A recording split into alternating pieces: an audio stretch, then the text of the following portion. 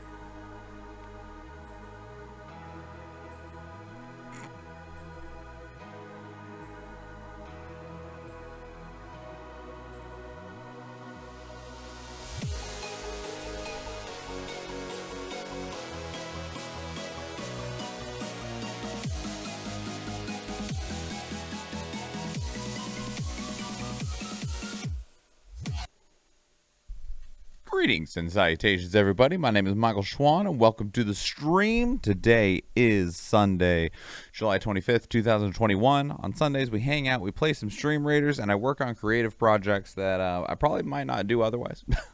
I just do them on stream. It helps me focus, especially if I have people here talking it up and chatting with me. It definitely actually really helps a lot because it gives me conversation, which entertains a part of my brain so that the part of my brain that needs to do the work can actually do the work.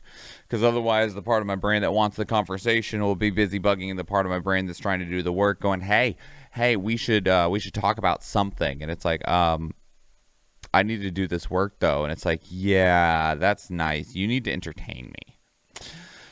So, yeah, that's why we're here. Welcome, everybody. I might end up turning that light on. We put these lights in yesterday. I wanted to play with them a little bit. And but if you turn the light on, they become very difficult to see. So, we're just kind of still just kind of super vibing right now, you know, seeing what we think, seeing what we think about it. But we also need to get Stream Raiders up and running. Stream Raiders fired up.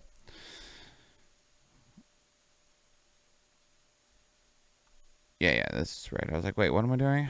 I don't even know what I'm doing. What are we doing? Losing to this asshole.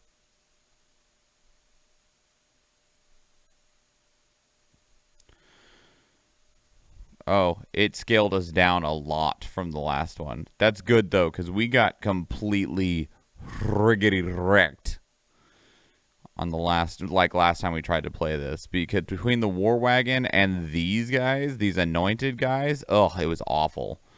It was so bad. Okay.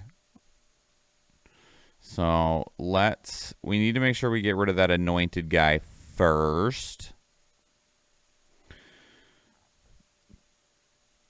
I'm going to go with a mage. 1, 2. Yeah. Like that.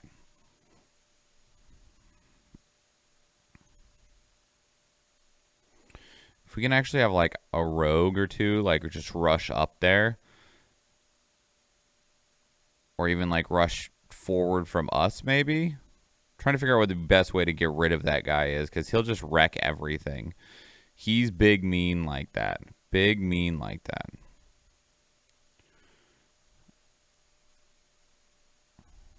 All right, place your units, everybody. Place your units. Yeah, that looks better. That looks better. We need some music, don't we? Let's find some music, y'all. Oh, wait, I have some music. Where'd I put that, though? Is it still in my downloads folder? It is not. I think I moved it in here.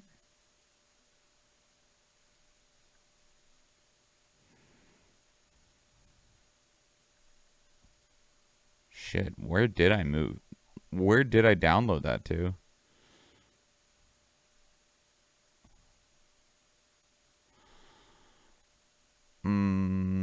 That's a good question.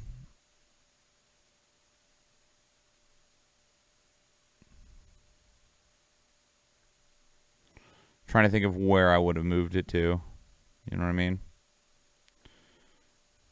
No, it wouldn't have been in there. Wouldn't be in there.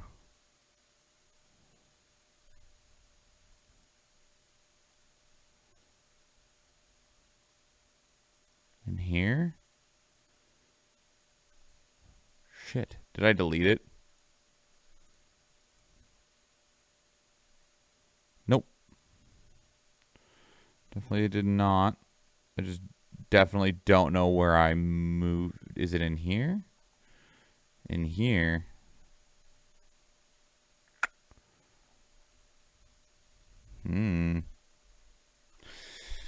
Turns out that's a good question. Turns out that is a good question.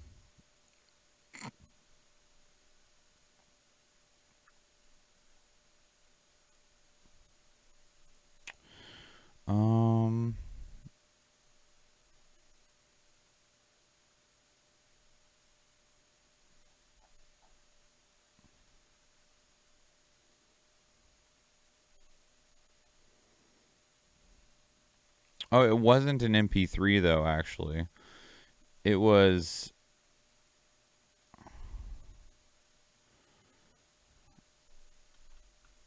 was it an MP4?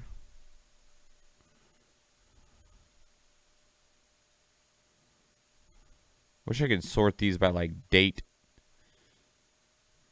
Cause there'll be a lot of stuff in here.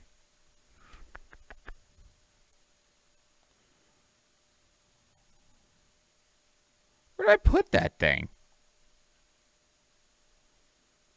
Nobody actually knows. Okay.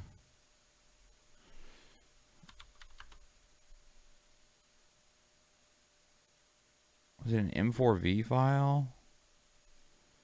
Damn. Where did I put it?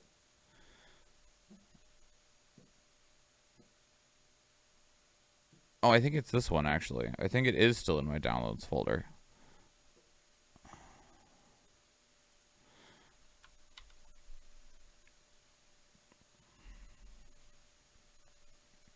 I think I looked past it multiple times.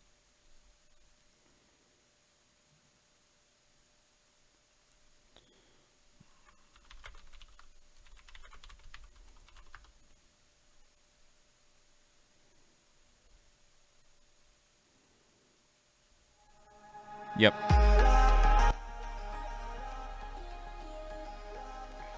Let's just jump to a random spot in the thing.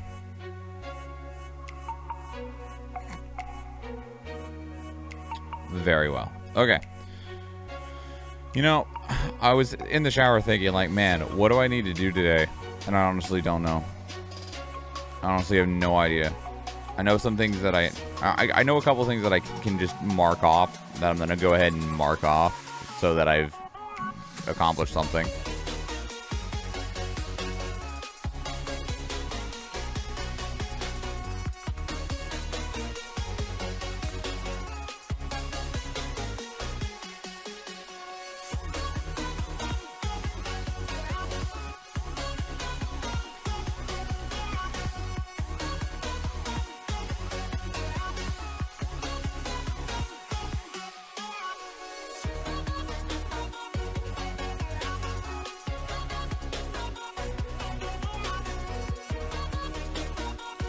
I have one reaction video to get edited. I want to try and get that Tarkov video edited too, if I can.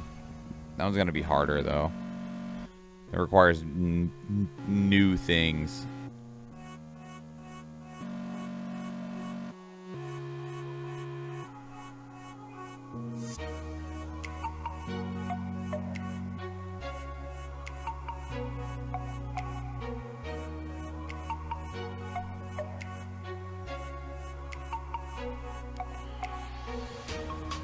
That's today. That is all the issues we were having on the stream. So it's this one. Yeah.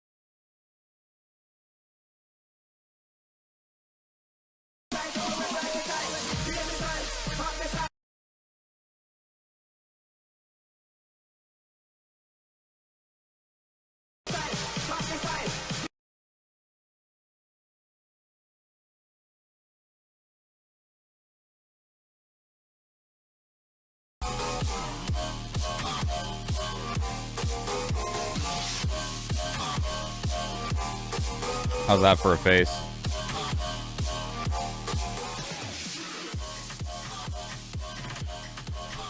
Bam. So one of the great things about editing is that you see paused faces a lot, and paused faces are just, they ain't it. We never look natural when we are paused in the middle of speaking, because no point in when you're talking, at least no like commonly visible point when you're talking, is your face in a natural resting position. Whether that's like even a resting smile, a resting scowl, or just, you know, resting nothing. When you're talking, it is not that way. I'm waiting on this peak file to generate, by the way. Which is why I'm not doing anything currently.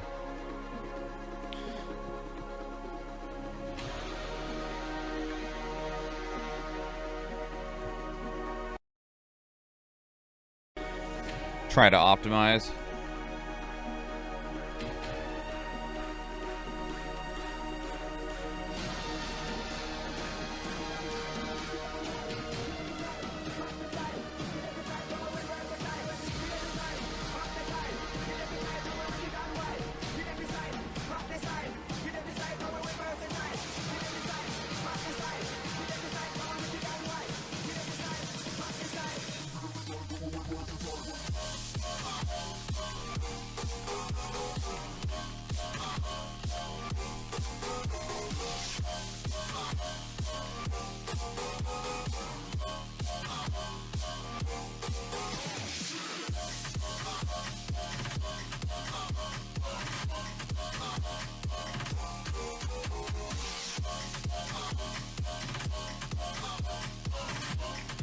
I'm gonna have to translate this.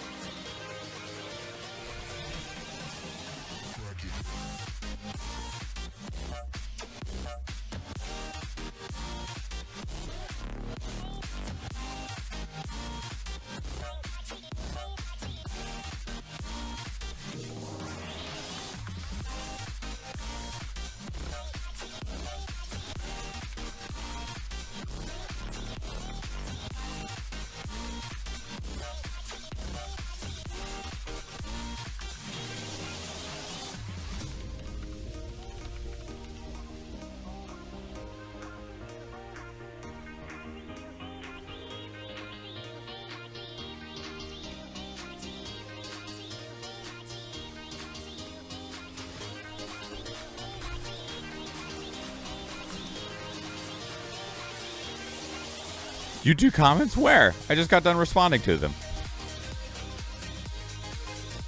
I just got done checking them out and responding to them. They were all quite pleasant.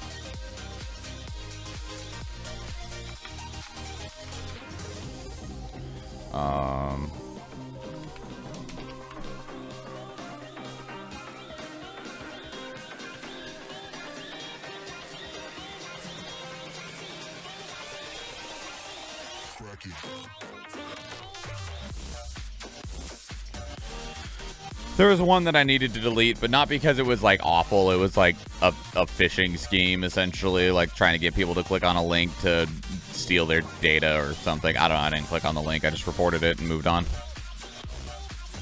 I'm like both like surprised yet also like not surprised. Damn it! Why you do this?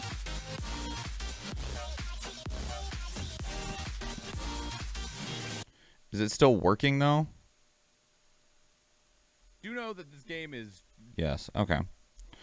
I'll still be able to edit this without needing to re-encode it. Can I seriously hit play from this? Alright, cool.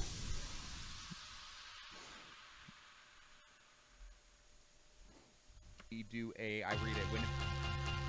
Makes it a lot more difficult to find my little spots, though.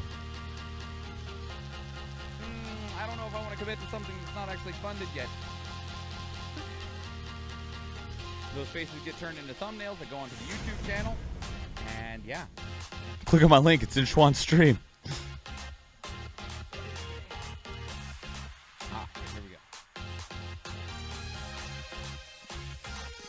Oh.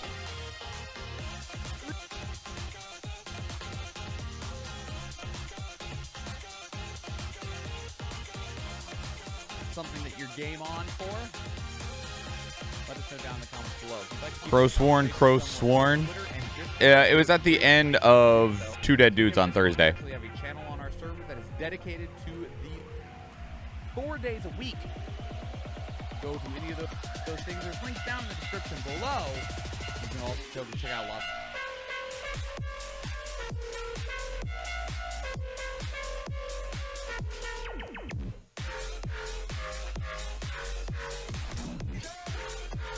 You were big sleepy.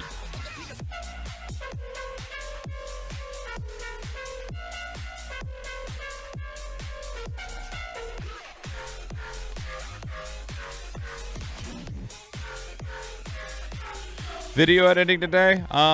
For now, El Canadiano. I do whatever ends up feeling like it's gonna work on Sunday. I work on creative stuff on Sunday rather than plating games. And so today we are starting out with some video editing.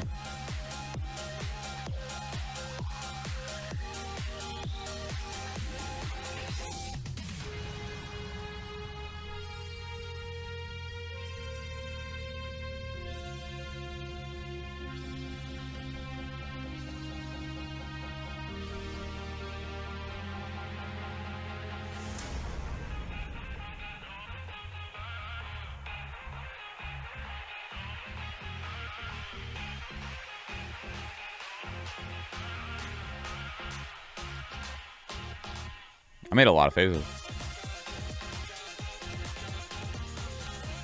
Yes, how hot is it in Norway? Too fucking hot. Is the answer. Too fucking hot.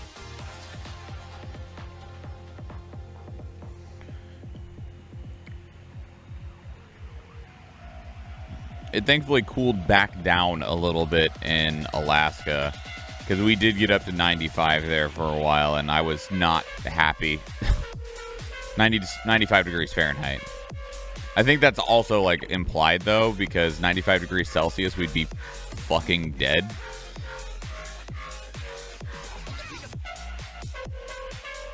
Thank you, and enjoy.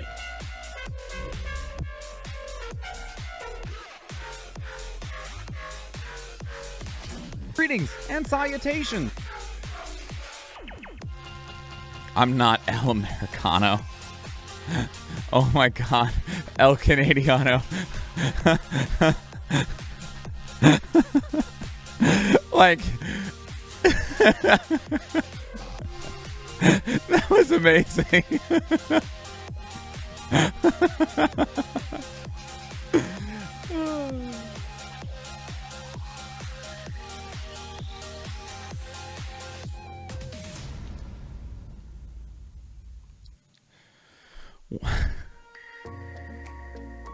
Maybe you find me an American wife and I come in on a K1.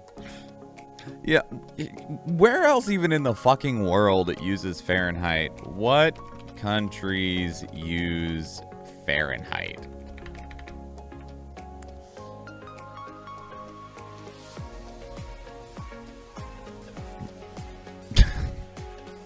Oh, wait. Here we go. Just us, huh?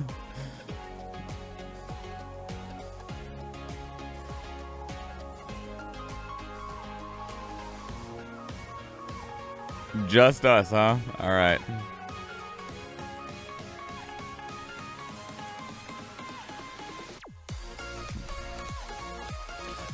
United States, Bahamas, Cayman Islands, Liberia, Palau, the Federated States of Micronesia, and the Marshall Islands.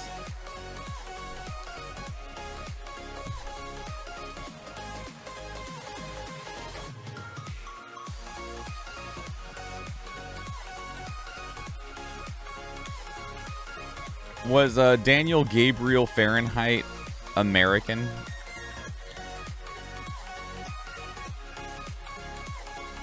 He was Polish.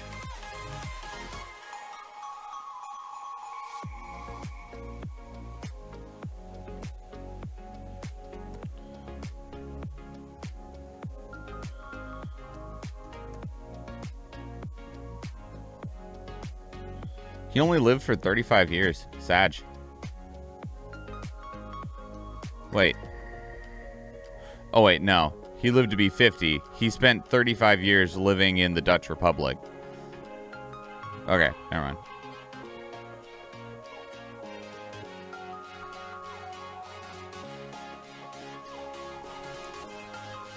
You know, I want... hang on. Wait, hang on. Celsius.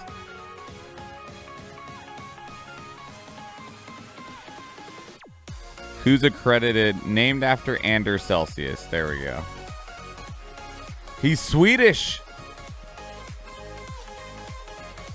They're Scandinavian countries teaching us about temperatures and stuff. I wonder why.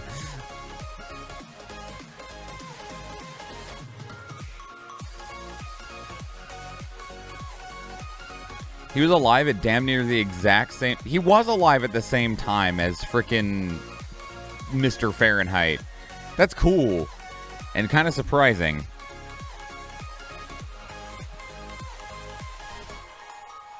That they were actually alive at the same time. Did they work with one another at any point in time? They weren't that far away. Of course, I guess I say that far away from the perspective of it being 2021 and not 1701. So, you know, it could be a lot different.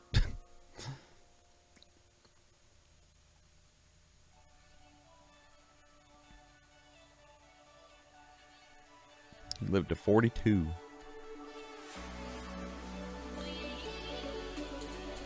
I was wanting to see who the origins of both of them, mostly just like the origins of the scientists behind it, because I was like, I wonder if we can convince America to switch to Celsius if Celsius was like English or something, and then like if Fahrenheit was like, I don't know, Turkish, would be like, see, you don't want to use the Turkish guys' stuff. You don't like Turkey. You know, just appeal to the American racism to try and get them to switch to Celsius.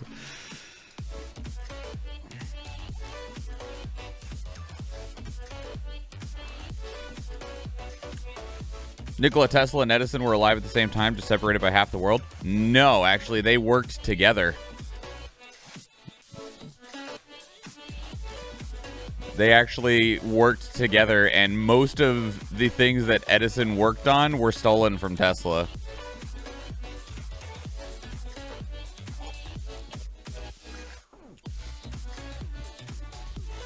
Like, mostly because Tesla wanted to be like, oh, you mean birthplace? Yeah, okay. Yeah, that makes more sense. I don't know where Tesla was born.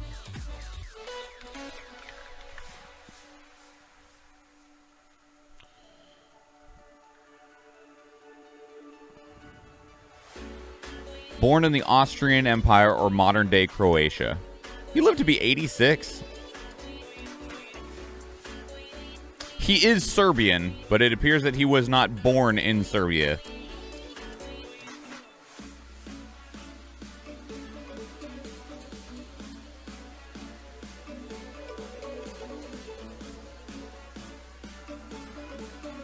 Born and raised in the Austrian Empire.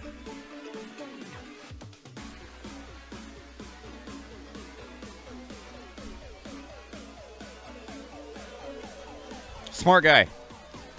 Too nice of a guy, though. Too nice of a guy.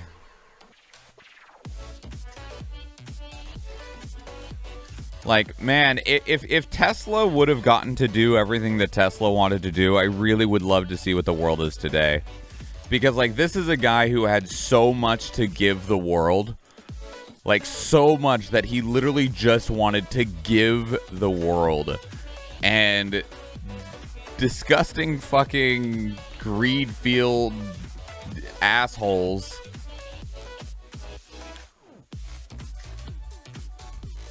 what?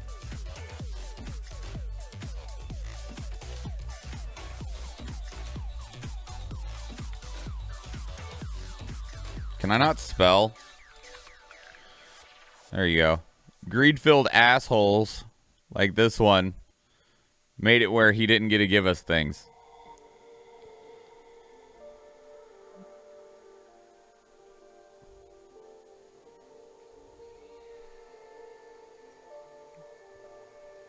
Makes me so sad. The amount of just like greed that prevents forward-thinking innovation, that prevents the expansion of the ability of the human race. The things that we could have, the things that we could have achieved, the things that we could do if it wasn't, if financial gain and personal profit wasn't such a focus of everything. Makes me so frustrated that somebody has to make themselves, that a rich person needs to make themselves even richer. Otherwise, we don't want to do it.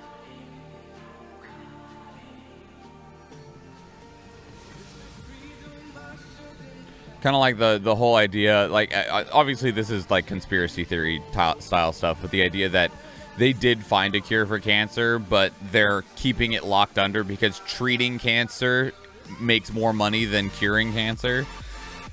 I don't know if I necessarily believe that. But I can also, unfortunately, very much see a world where that would be true.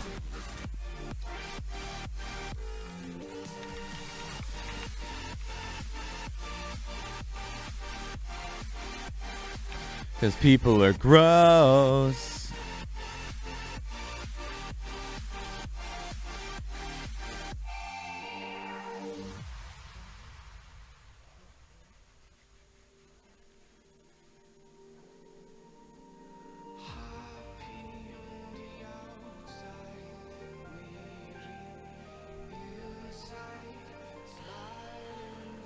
Alright, close that.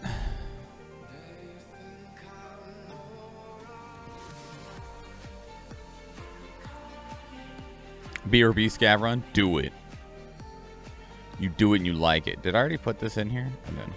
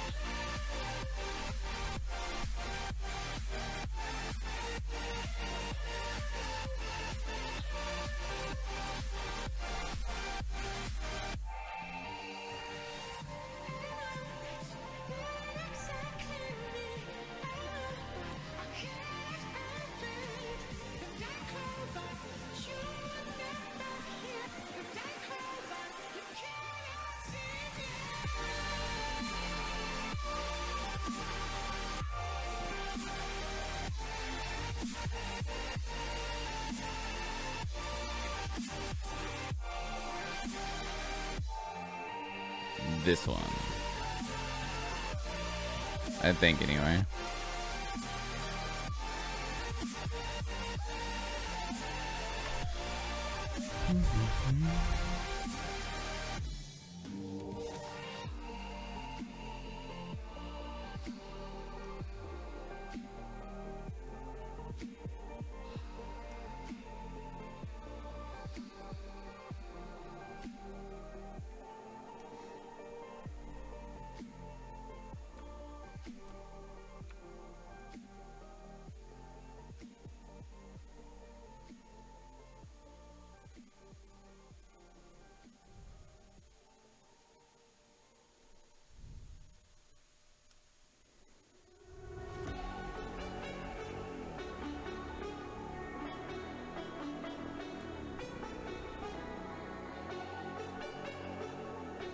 Actually pretty hard to see the headphone muff.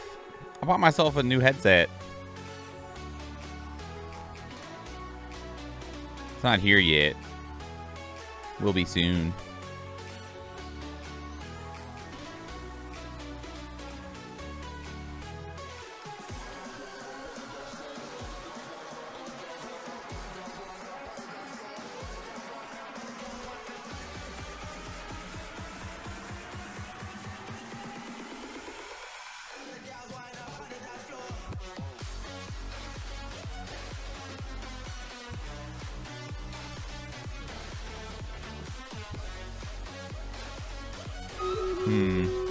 Just don't think that's gonna look correct. We'll just do it like that. It's gonna look kind of weird that way too, but because I'm just missing an ear. But it's kind of hard to like get the shape of the ear muff when it's blended in so much with the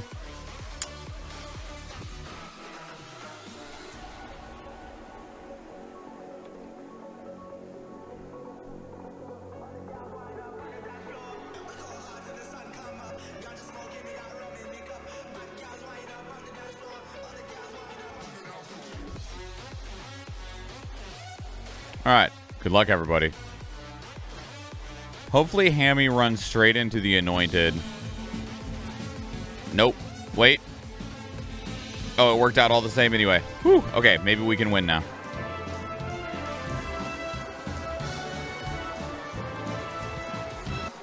Turn that off.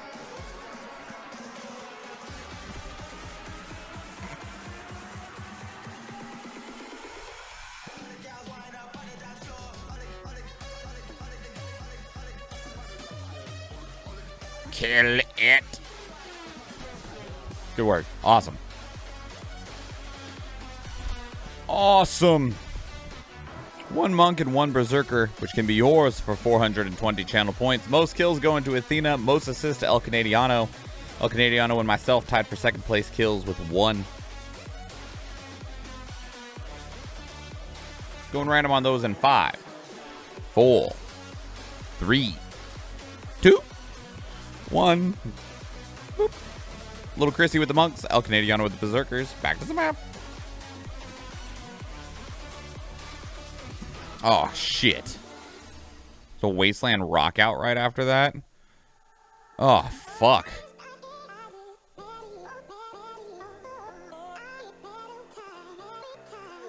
Fuck. There's no way that we win this.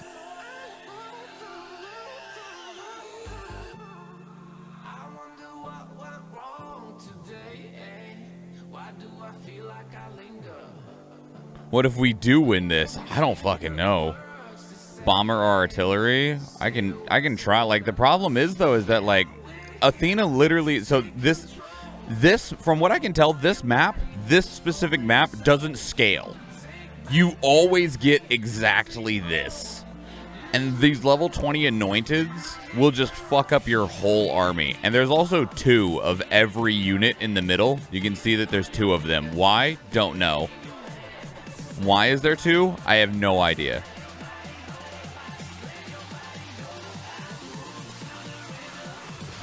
But Athena literally had like 92 placements and barely won.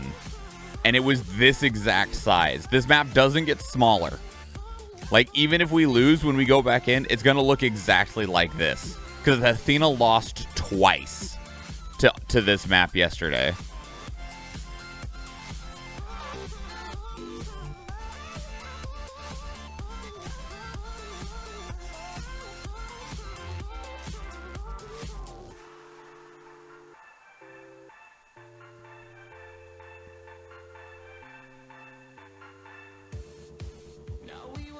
That's her. You're you. They can be one. Just have faith. Okay. I will do my best to have some faith.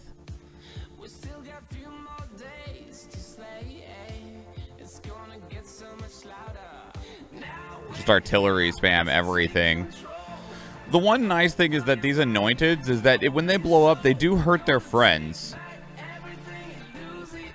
But if they get to you, they hurt so much.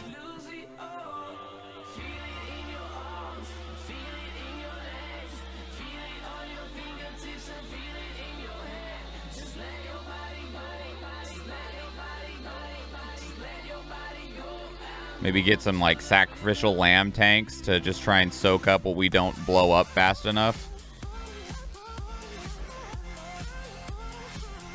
It's also weird to me, like, I screenshotted this and put it in bug reports because there's 2 of every enemy in here. Like, you can see that they're placed on top of each other, and I was like, I'm pretty sure this is a bug and it should be that way. So I was like, nope, there's just always 2 there. And I was like, just because there is 2 doesn't mean that there should be. Especially when this guy's a fucking buffer, you know? Like, a big buff. One of the maps only has 1. One of the maps has 2 in every spot. I feel like there shouldn't be 2 in every spot. I feel like this map on its own is bugged as a whole. Because it doesn't get easier. It doesn't get smaller regardless of how many placements you have. And I don't feel like there should be 2 of a unit stacked on top of each other. Maybe that's just me, though. Maybe that's just me.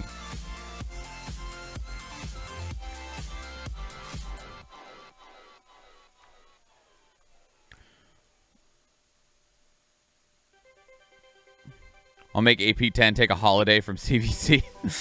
I appreciate... Well, he would be able to do both, right? Unless you just needed, like, placements. Unless you needed specific units. I think that's about as good as that's going to get.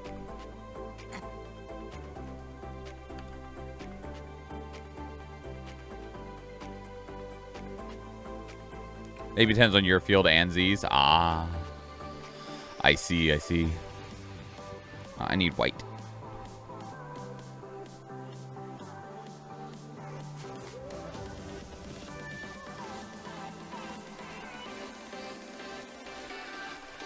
Yeah, good enough.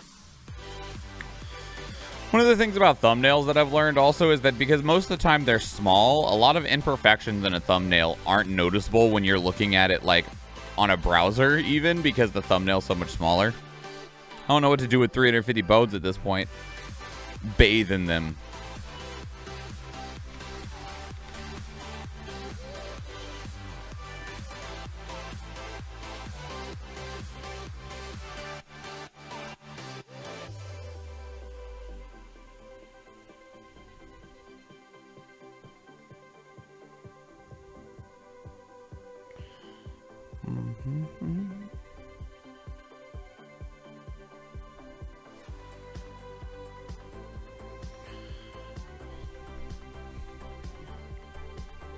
Of course, like, outside of buying skins, everything is useless to you. What about Buster the Busters? Aren't they surrounded by ranged units, though? Not that. Or they're melee. These guys are ranged units. Okay. These fire breathers also suck. Big fatty fat AoE guys. They do have some ranged in here.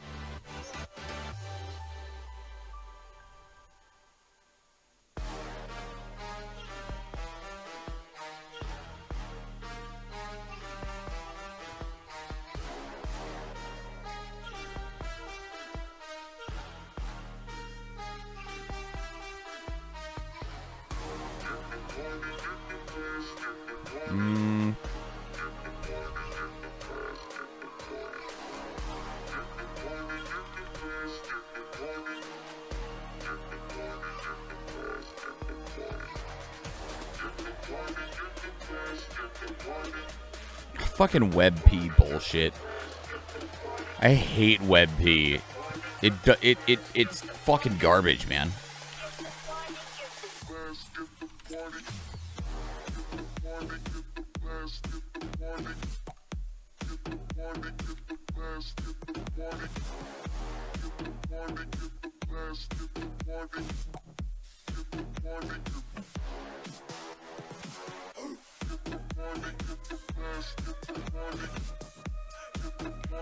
Oh, here we go.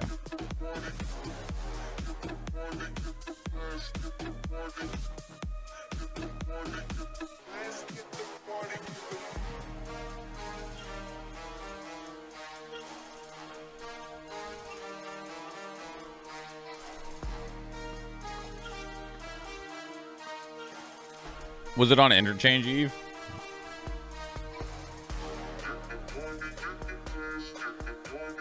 Yeah. I'm surprised at the number of them that I've actually ran into on Interchange. Last wipe, I didn't run into very many at all. And I've been running into them more and more on Interchange this wipe.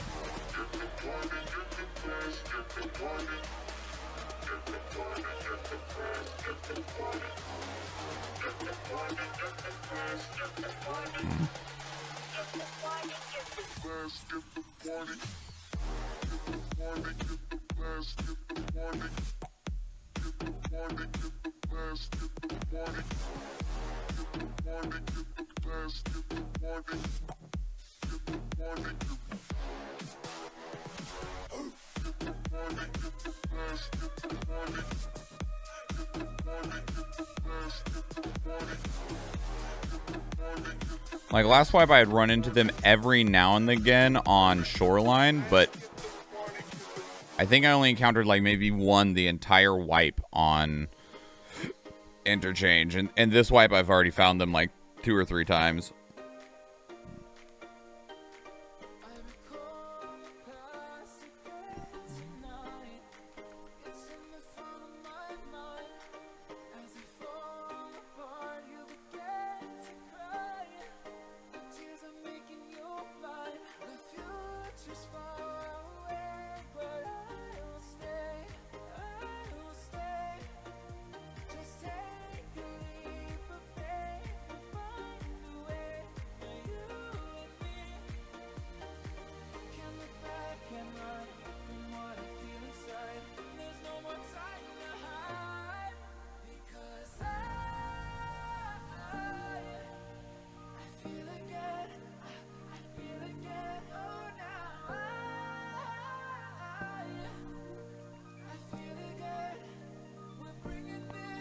Ugh. They just want your company. They want your stuff.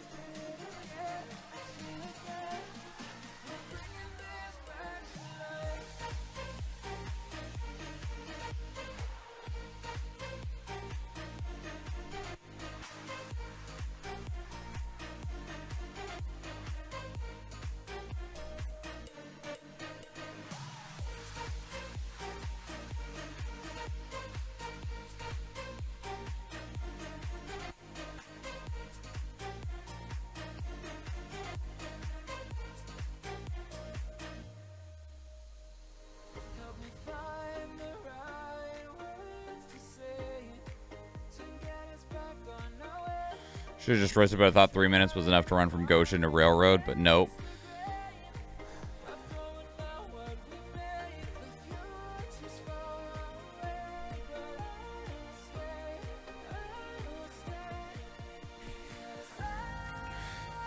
Yeah, that's a pretty long run.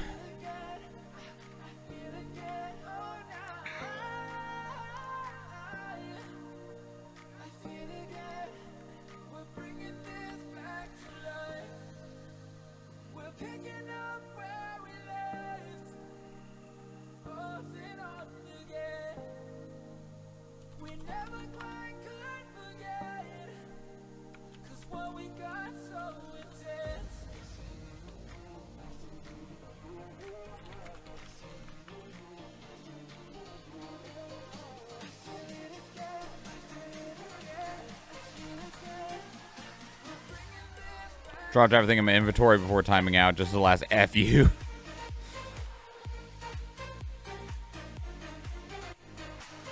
Oh, they probably waited for till the 30-second, unless they were chasing you, but otherwise, like, they probably waited till 30 seconds over at their extract and then hopped in and left. Some Netflix warriors just hanging out, waiting to ruin people's day.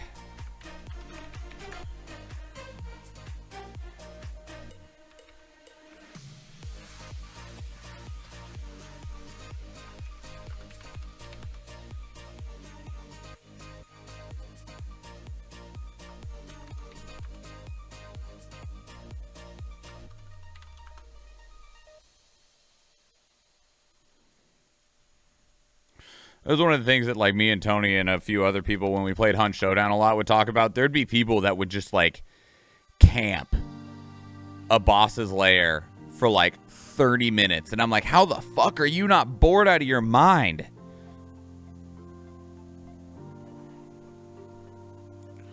Any tips on finding folders of intelligence?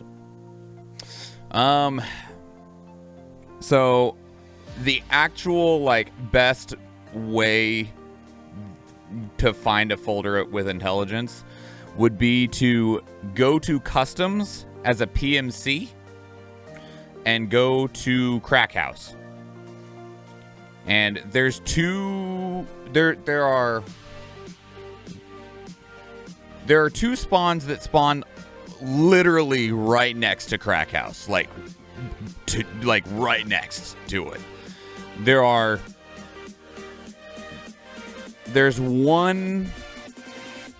There's two others that spawn really close to it.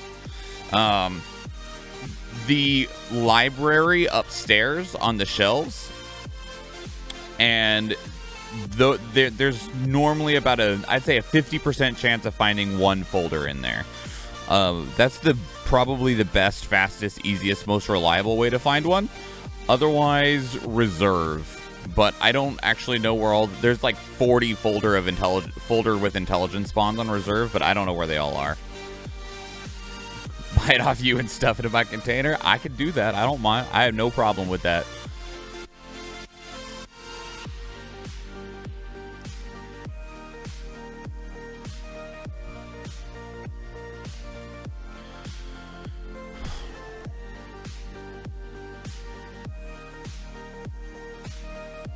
Is there a way to do what I'm wanting to do?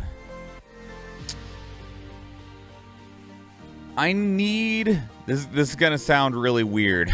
No, it's not going to sound weird. It's just difficult to explain. So, you can see my mouse here on the screen. I need a way to tell my mouse, without me needing to physically do it, to tell my mouse to move, like to click and drag like this at a specified speed for a specified amount of time. Like, I need it to go click and then move, you know, at a speed. I don't know how to define a speed. So you want to record a macro. The problem is like, I don't want to be the person that does it, because the ability, like, I want it to be a consistent speed, and it's difficult to get a consistent, a truly consistent speed with my mouse that is as slow as I would want it to be.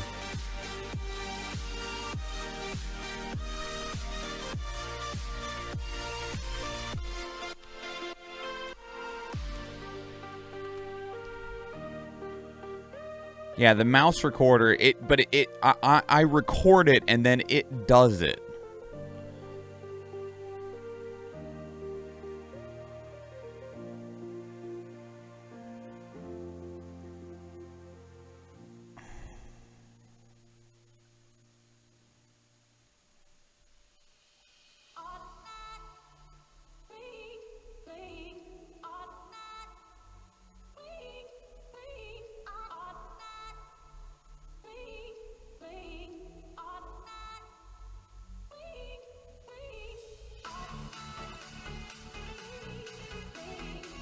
This video is an hour long. Holy shit.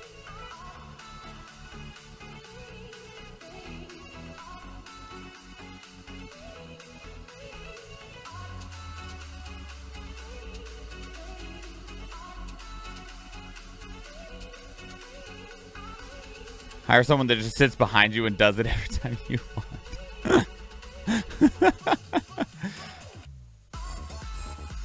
Okay, this actually looks like it can do what I want. Start here, end here, take this long to do it. I can actually, like, put in the numbers. Does this cost money?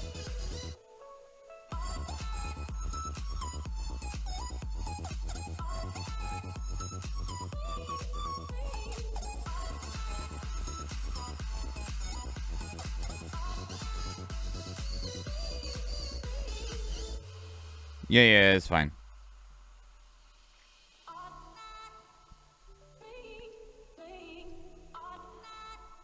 Would you like to launch it automatically? No. For online update check and license? No. Place program short? No. Don't do any of those things. Okay, so record a new macro.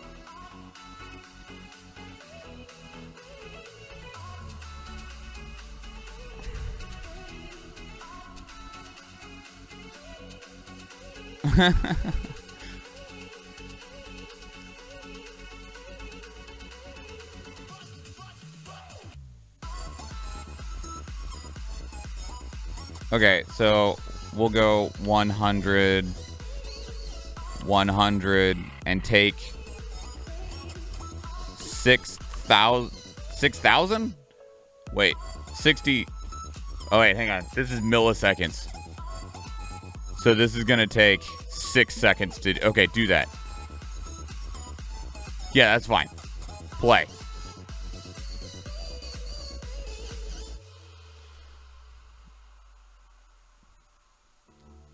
Okay, so now here's the question. Here's the question.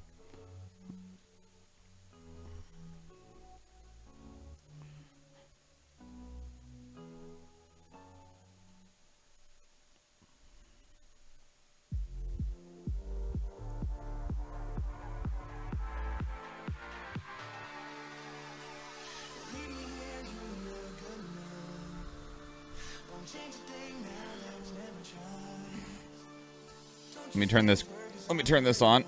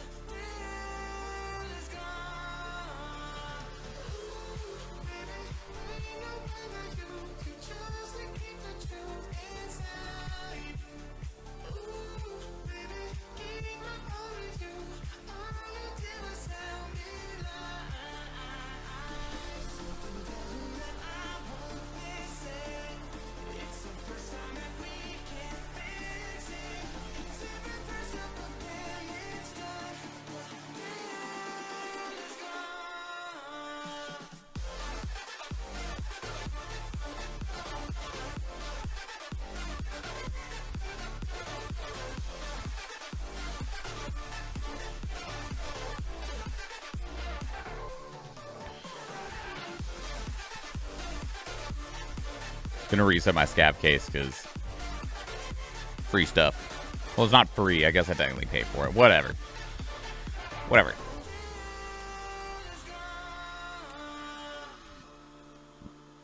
SAS drive is good. What is that?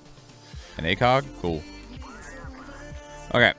So now we need to fuck it, let's take this pack of armor. That's as big as... Is that as big as the window can get? Okay, yeah, that is the full size of the window. Okay, so now if... Let's go here.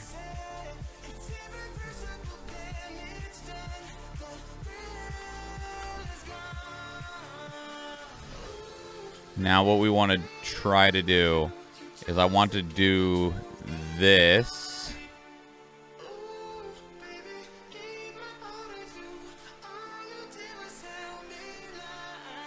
Oh, that recorded way more of the macro than I needed, but... So now if I do this, though...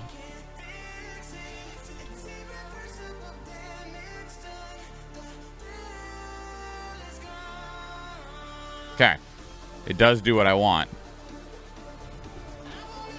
I don't need all the rest of that.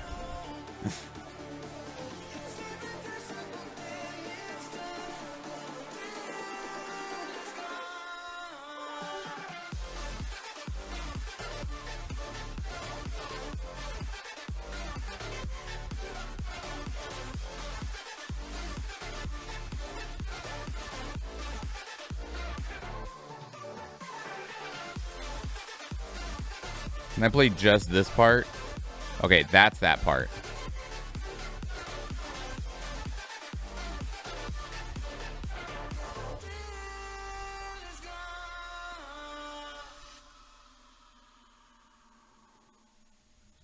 So if I get rid of all these parts,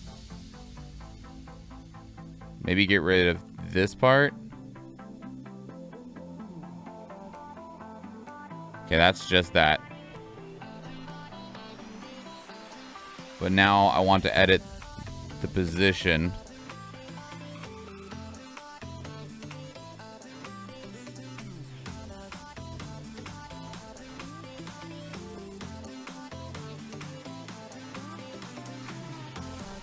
So what do you want the macro for? I'll show you in just a second if I can get it. 6,000 is 6 seconds. 10,000 would be 10 seconds.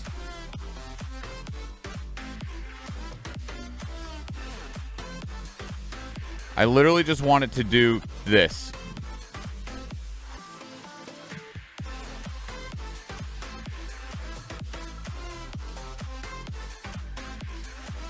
It's really kind of choppy though, isn't it?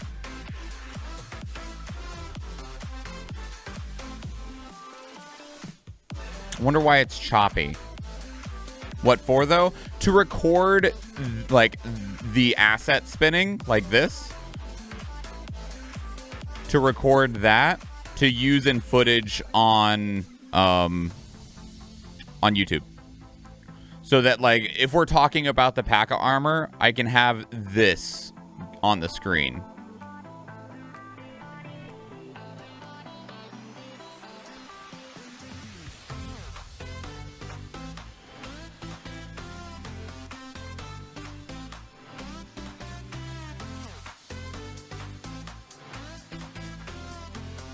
So what if I make it shorter?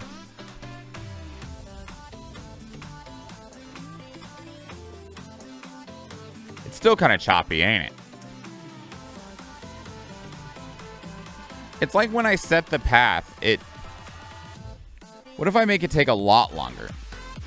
Like, let's go with like a minute.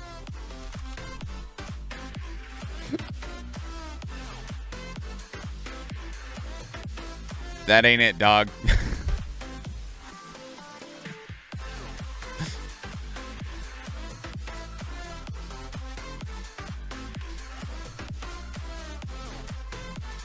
I'm trapped in the macro shit.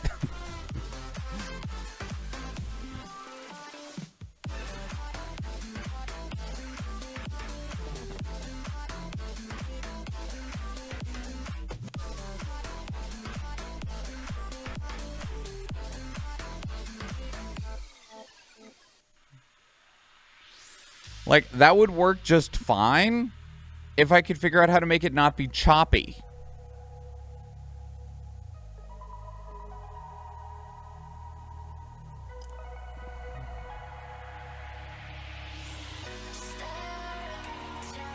Like, if I could figure out how to make it smooth.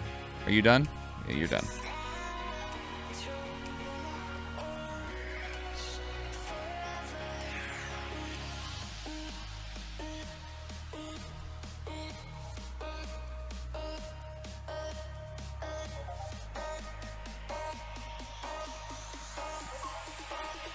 What if you try to do 4 seconds, but twice?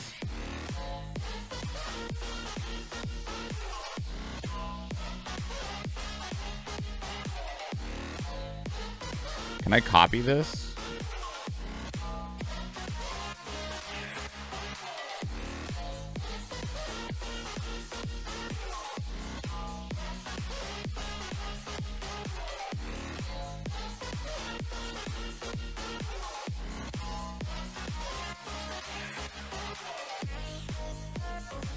can't, like, move it down. I don't understand.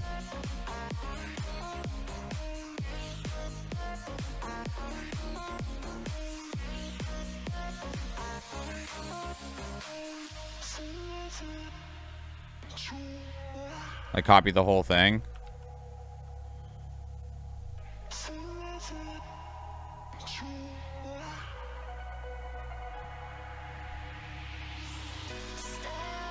The fuck? Oh, god damn it.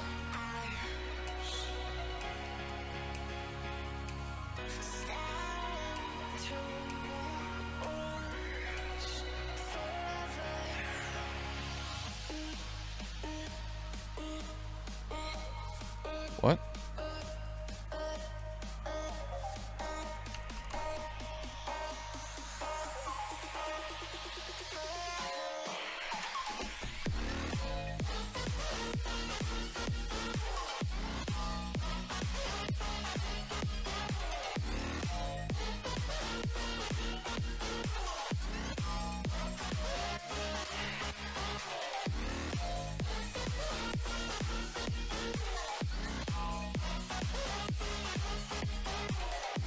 Now it's not working. Now it's not doing it at all. I don't know what I broke to did just now when I was trying to like copy and paste, but I definitely broke to did something.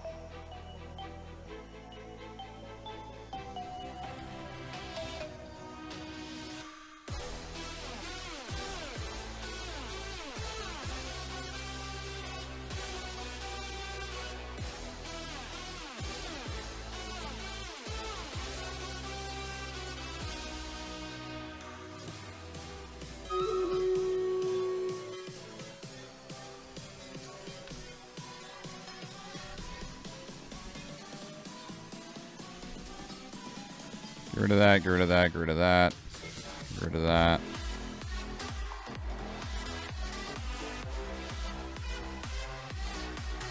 So this is what I just did.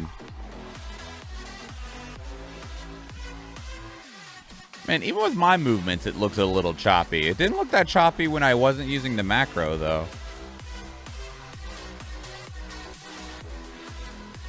But what if we shorten this down now?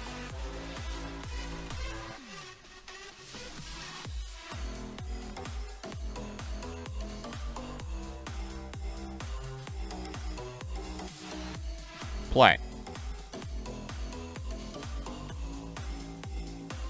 Still just doesn't look as smooth, right? It's like it's not able to move smoothly. Like it only can record so many point paths, and it just puts those point paths along the timestamp. I don't know.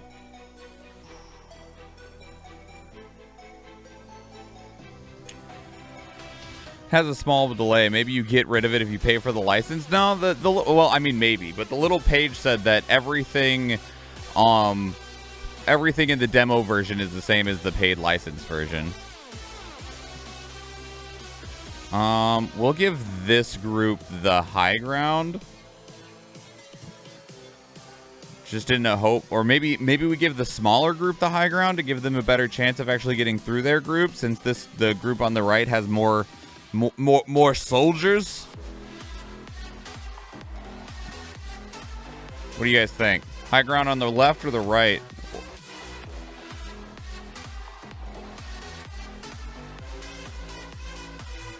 Right, obviously. All right.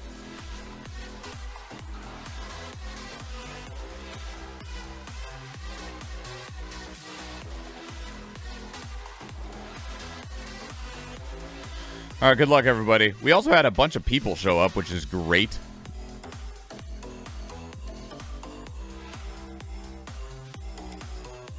Ugh! Blow him up. Little Chrissy, look out! Oh, that vampire. I'm sorry, vampire. Okay, the left side has reached victory.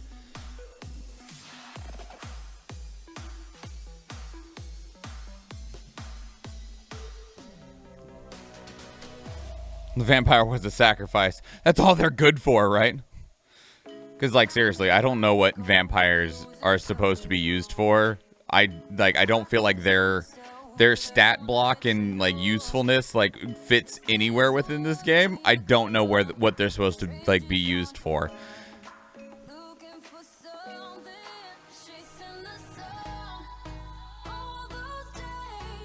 So we won easily. You are correct, little Chrissy. Way to prove me wrong. What's our reward? What would you like the reward to be?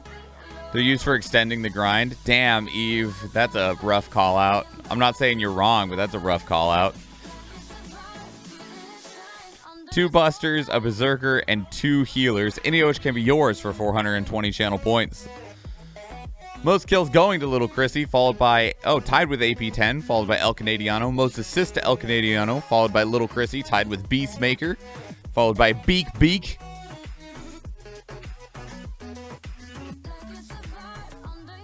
Going random on these scrolls in 5, 4, 3, 2, 1. Boop. Beastmaker with the busters, Little Chrissy with the berserker, Dominix with the healers. Back to the map. Time for a skin chest. God dang it, fuck these guys. At least the guys are level 1 instead of level like 20 and shit. There's level 21s over there, because of course there are.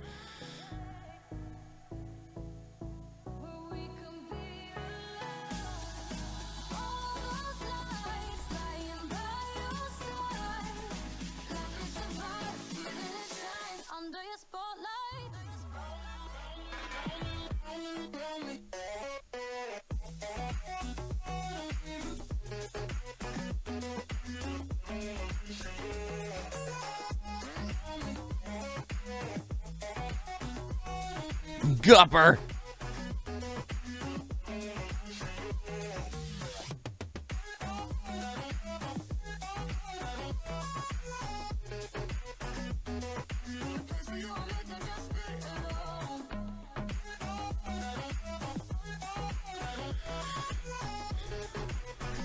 Waiting for the second half of the skins.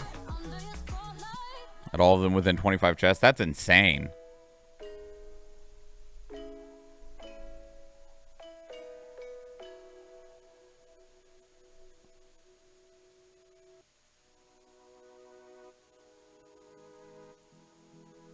It's just an insane number of skins, little Chrissy. Like, that's like power to you. Like, that's lucky as hell.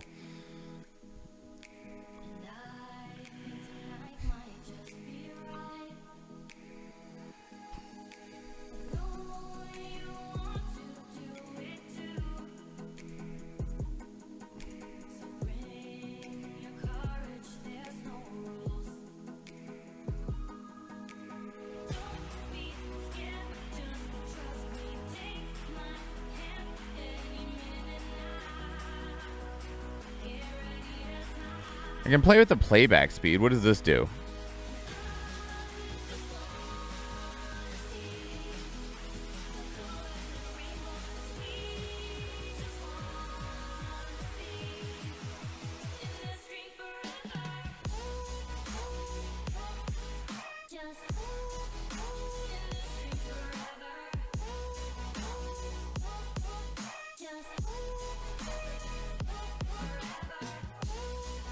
Ah, that worked better. I changed the mouse path from as recorded to linear.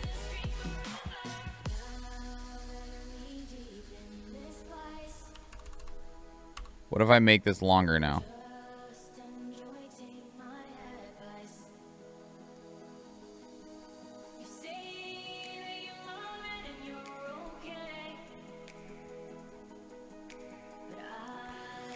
Do you ever get too warm where you just don't get hungry? Yes.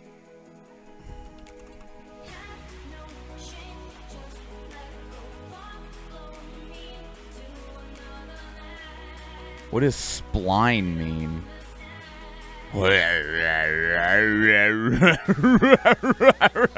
I don't know what happened.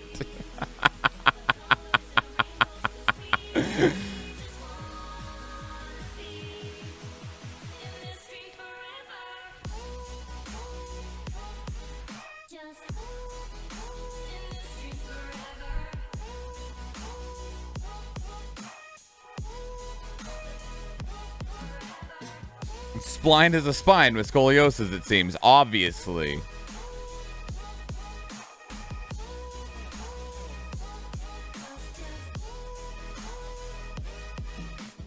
All right, so can I save this macro?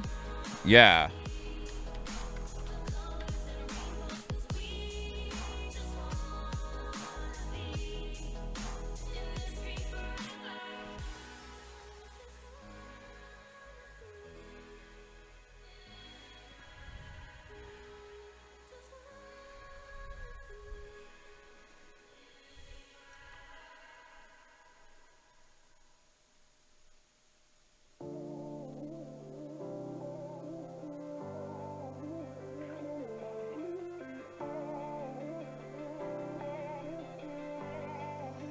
Fences bugged. He's not selling packets. That bastard.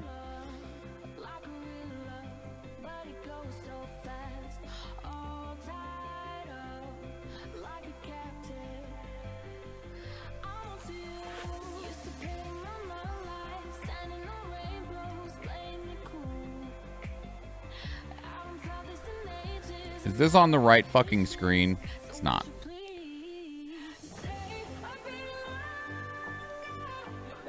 I didn't think it would be, but, you know, I wanted to check anyway.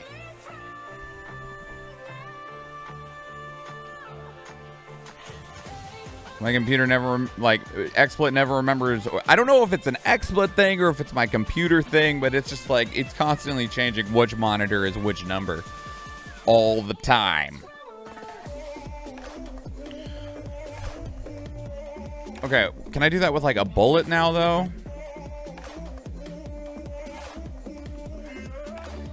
Wait, where'd the macro go? There we go.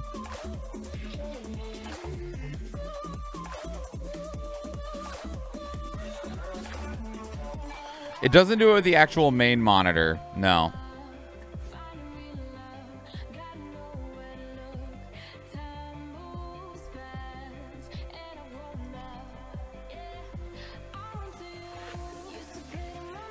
But I think it, like, I don't know if it's an XSplit thing or if it's something to do with these.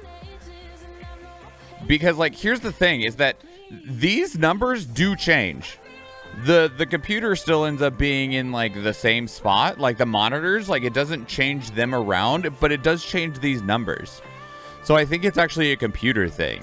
And I think it has to do with the display ports. Because when you have a monitor hooked up with a display port, if you turn that monitor off and it doesn't have that power going through a display port, that monitor just doesn't exist to the computer at all anymore.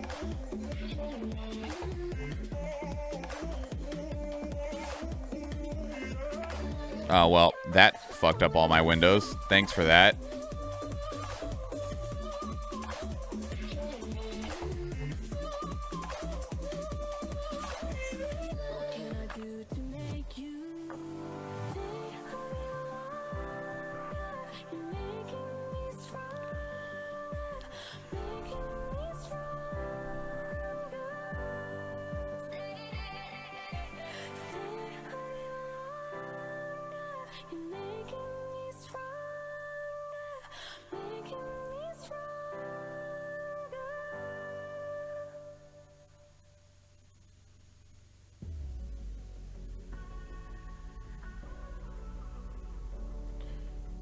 Interesting. I just realized something. Well, sort of. I can't tell how this little, like, model viewer works, by the way.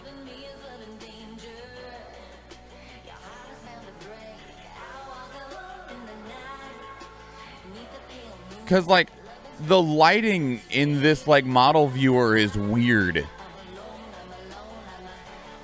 Because initially I was like, oh, the lighting is just, like, above. But it's also, like, not?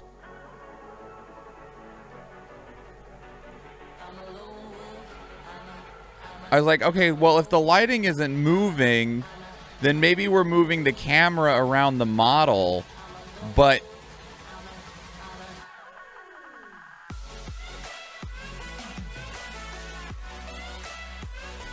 But there should be light on top now. But they ain't. Like, I don't understand the lighting in this little area, in this little viewer thing. Because see, here we got this reflection coming off, right? But if we turn the bullet over to that same angle, nope.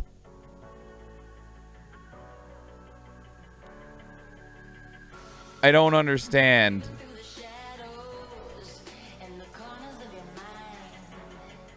But if I spin the bullet where it's still at that angle, this side is illuminated.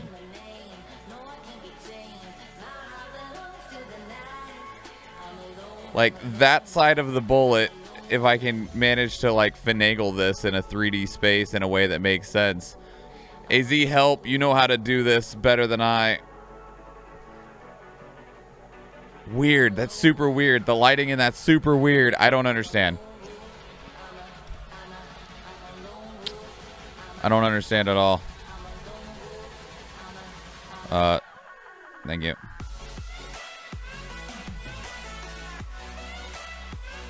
Okay, but this water filter functions mostly correctly, it would seem.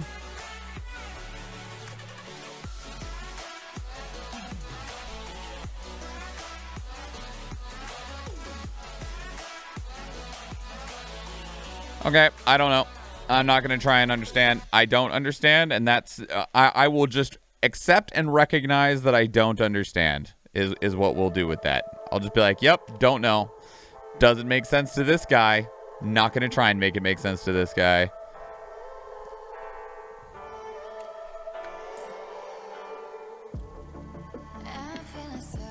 So I feel like trying to make it make sense would just, like, not work out very well.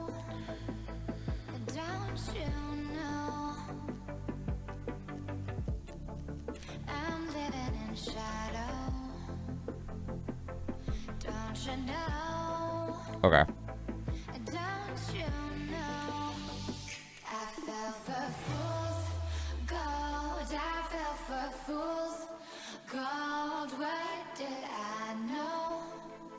Okay, so we got that at least figured out. I don't know what I need to record yet, but we did at least get it figured out.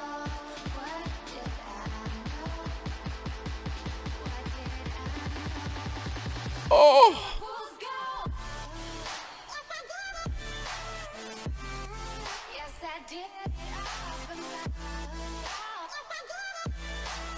Okay, so what I need to do now is I need to go use the restroom and refill my coffee.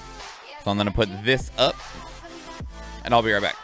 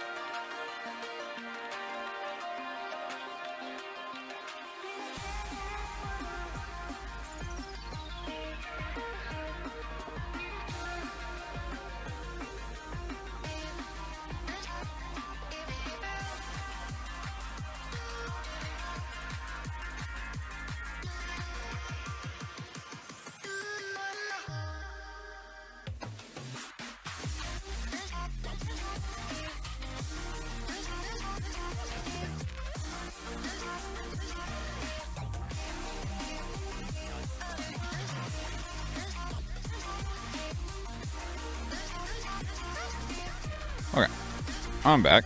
How many motors do you need, and do they sell well? I don't remember what they sell to vendor.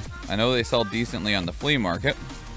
I can always turn Tarkov back on and tell you how much they sell for to vendor, because I do have one in my scav case. I do know that you need quite a few of them.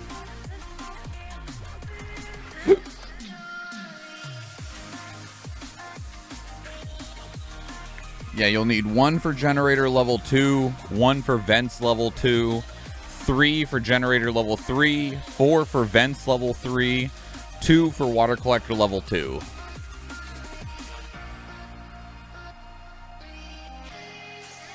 That's probably...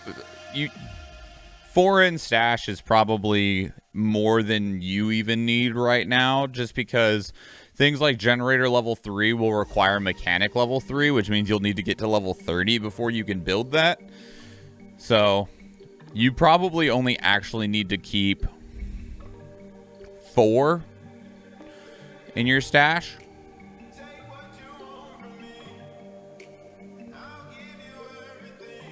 Let me check vents.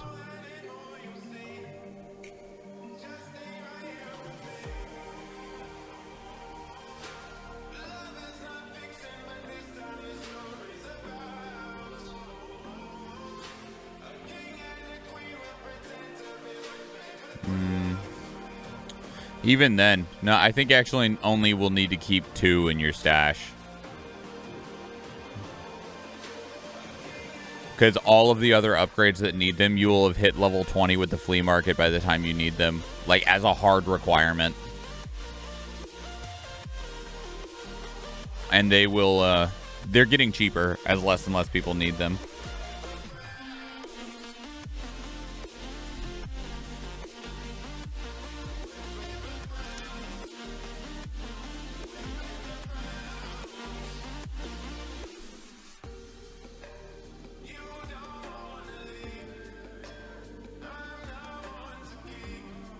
I can tell you what they sell to vendor if you give me just a second.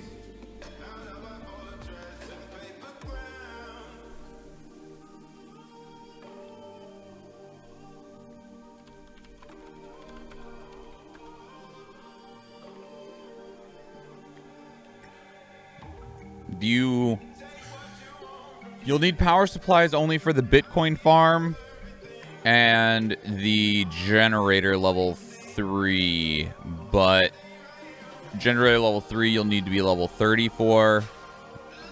Bitcoin farm requires intelligence center level 2? No. It requires, yeah, level 2 intelligence center, and level 2 intelligence center requires mechanic level 2, which means that you'll need to be level 20 before you can build it.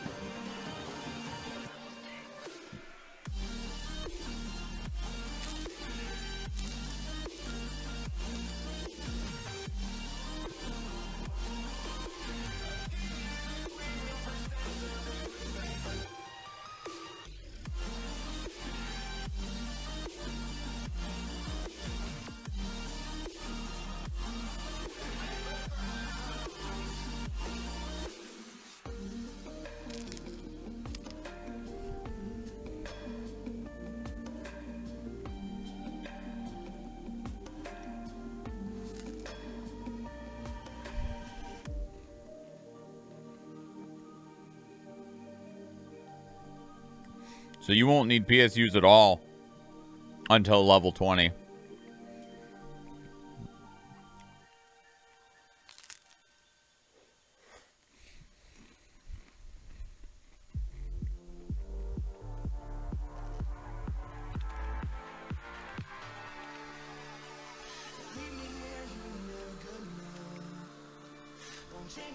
And motors sell to vendor for 27,000. So that's actually not bad. That's about just a little under 7,000 a square.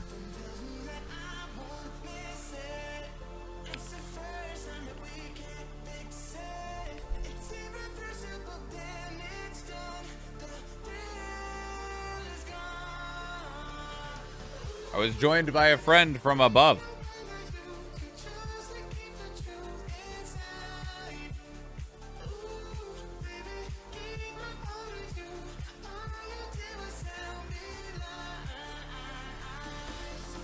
Let me see how much power supply units vendor for.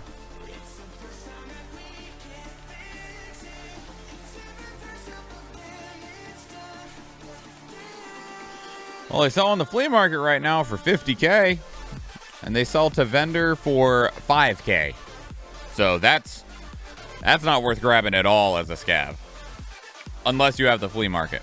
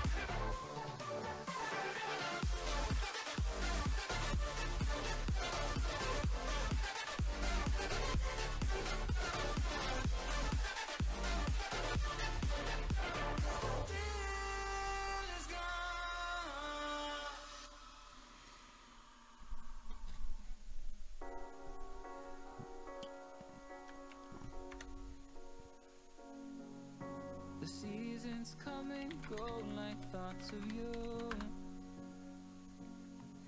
Like a wave returns to the sea, into the blue. They change, but in a cycle that Okay. I can't lose. Each painful but delightful to live through. You came into my life just like another season. Not for long, just a time, just like another season. Maybe this time next year you'll reappear for no reason, but I'll cherish every day until you come my way this season. Man, I look washed out. Like, saturation was low here.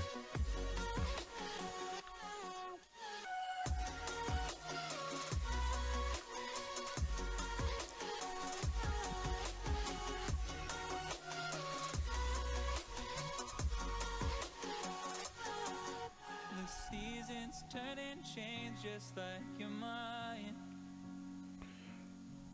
Like the sun gives into the moon, into the night.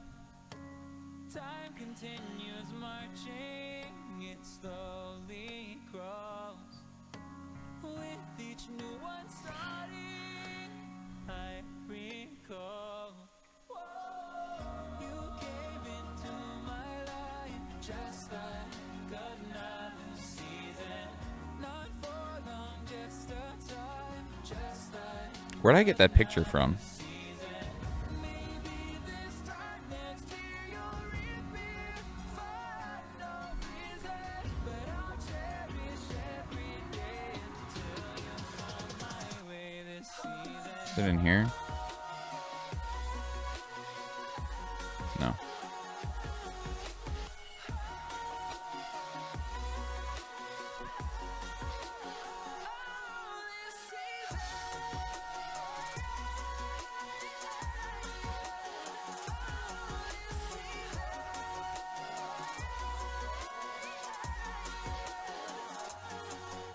Each time of year carries memories, like a never fading whisper in the breeze. Oh, we will keep on changing all over Excuse me. again. Yeah, we will keep on Maybe it wasn't a downloaded picture. another season, the one another day. Let me go look.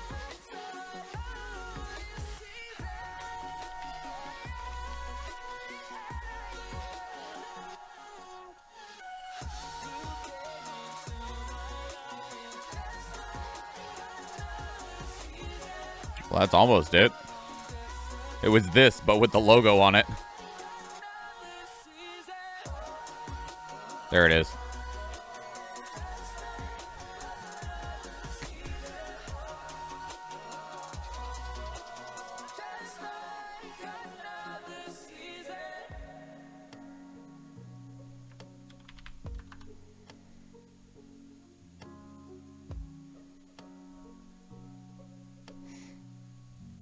Put it right there. Okay, now, ideally,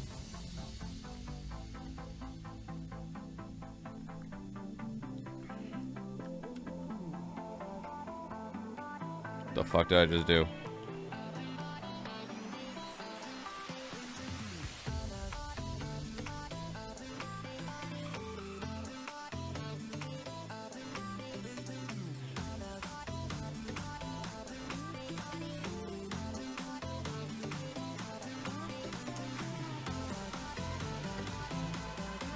Bam.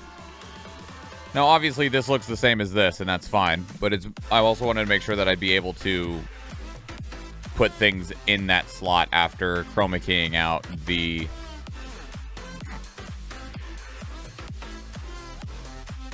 green there.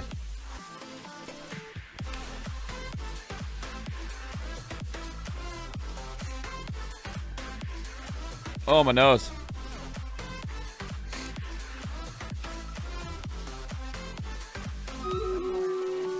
The battle.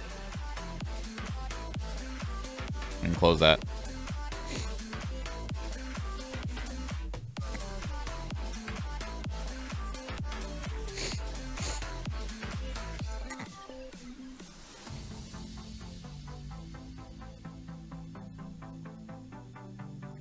Let's do this.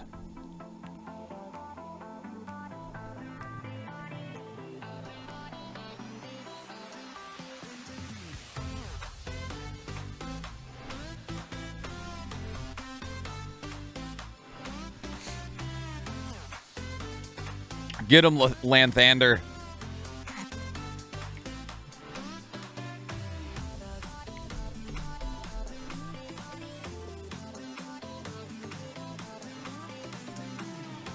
Poor Gupper. He doesn't like fighting. Yeah.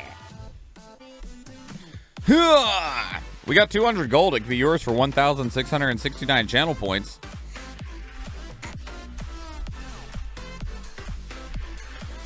Timed out again. I just don't have the timer required for Railroad Extract yet. Like, in terms of, like, knowing how much time you need.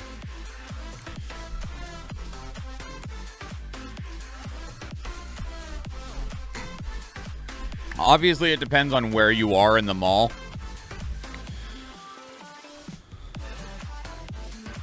$330 from Idea should have been enough if you don't stop for the stashes on the way.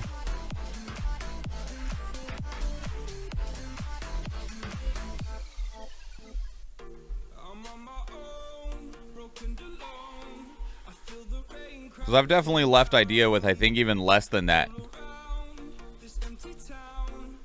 But it also depends on the path that you take and how much jumping over the rails you do. There are ways that you can maneuver that you don't jump at all. Didn't do any jumping. Interesting. Going random in 5, 4, 3, 2. Think you left Idea at 3 minutes? I'll have to try it. Eve with the gold, AP10 with the flying rogues. Oh, sweet. And with that, we got the Perry the Amazing Warbeast. So, as far as I'm concerned, I'm done with the event as a captain. I'm pretty far behind as a viewer. Ah, this shit again. Fuck. See, look, same fucking size.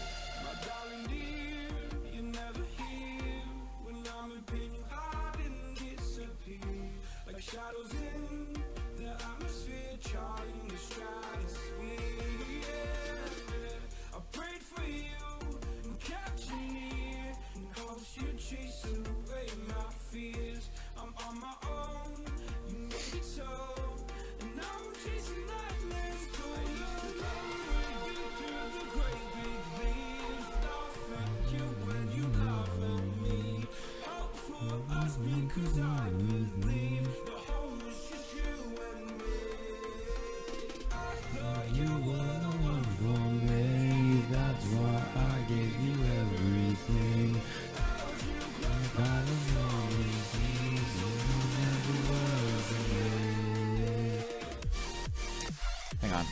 Let me make a small change with the. Where did this actually start at me? Here? Greetings. Yes.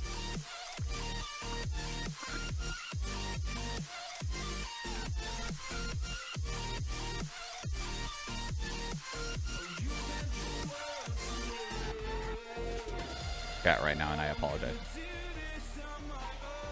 Where did this end at me? Please go check it out. But if you do, thank you and enjoy.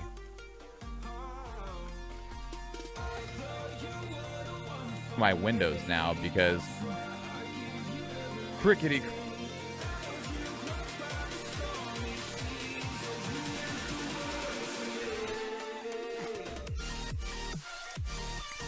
Okay, and I also know that somewhere in here, some shit broke.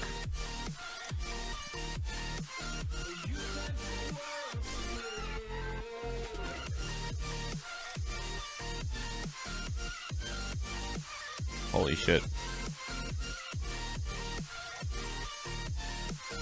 Started during what was considered... Greetings and salutations. My name is Michael Schwan and welcome to the channel. Today, we are going to be talking about Escape from Tarkov, specifically my first wipe experience. The wipe just happened not too long ago. It happened, I think, on Wednesday, June 30th, which meant that my first journey in Escape from Tarkov had concluded in terms of the full cycle of what had happened. I had built myself up and now was reset back to zero. And I want to talk about my perspective as somebody that not only started late into their first wipe, but started during what was considered to be one of the worst wipes that we had had. And we'll see how that feels moving forward and see if I still can have that perspective going to this new wipe and into future wipes as the continued development of Escape from Tarkov moves forward. Because this wipe was a mess. And... oh, it paused it.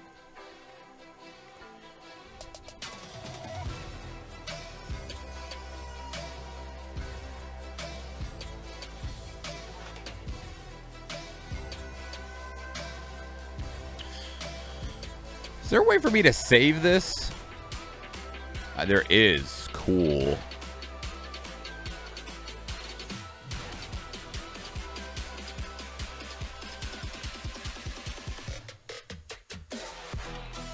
It was considered really bad, Eve. It was considered really, really bad.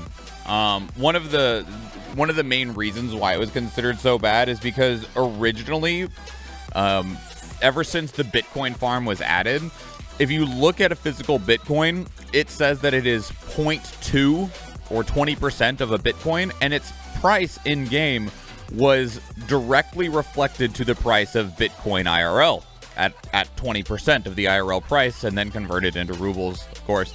And so Bitcoins got up to be almost 1 million rubles each.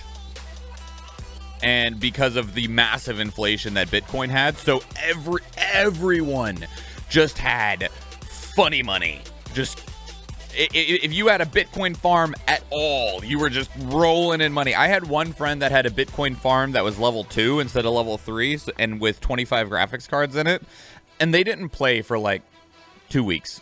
Like, they were just like, all right, I got some stuff to do, I'm gonna take a break. But they would log in once a day and collect their Bitcoins and sell the Bitcoins, and after 2 weeks they had like 150 million rubles just sitting in the stash because from the Bitcoin farm. Just piles of money. Piles of money. Everyone had piles and piles and piles of money. There was also a problem with a drastic amount of availability of really high-end ammunition and gear. And so there was an infinite amount of endgame bullets and endgame armor and endgame weapon mods and an infinite amount of money. So everyone, like, you'll hear us talk about like Chads and Giga Chads and stuff like that. And like, oh man, that dude was friggin' stacked, right? Like, oh god, he was scary as shit. He was wearing an Alton and had, you know, this and that and that and this. Everyone had that because everyone had infinite money. So like, there was no differentiating between someone who was like just kind of playing on the side and someone that was like a no-lifer that had grinded their mind out, because everyone had full access and full financial to just always run the best of everything, always and forever.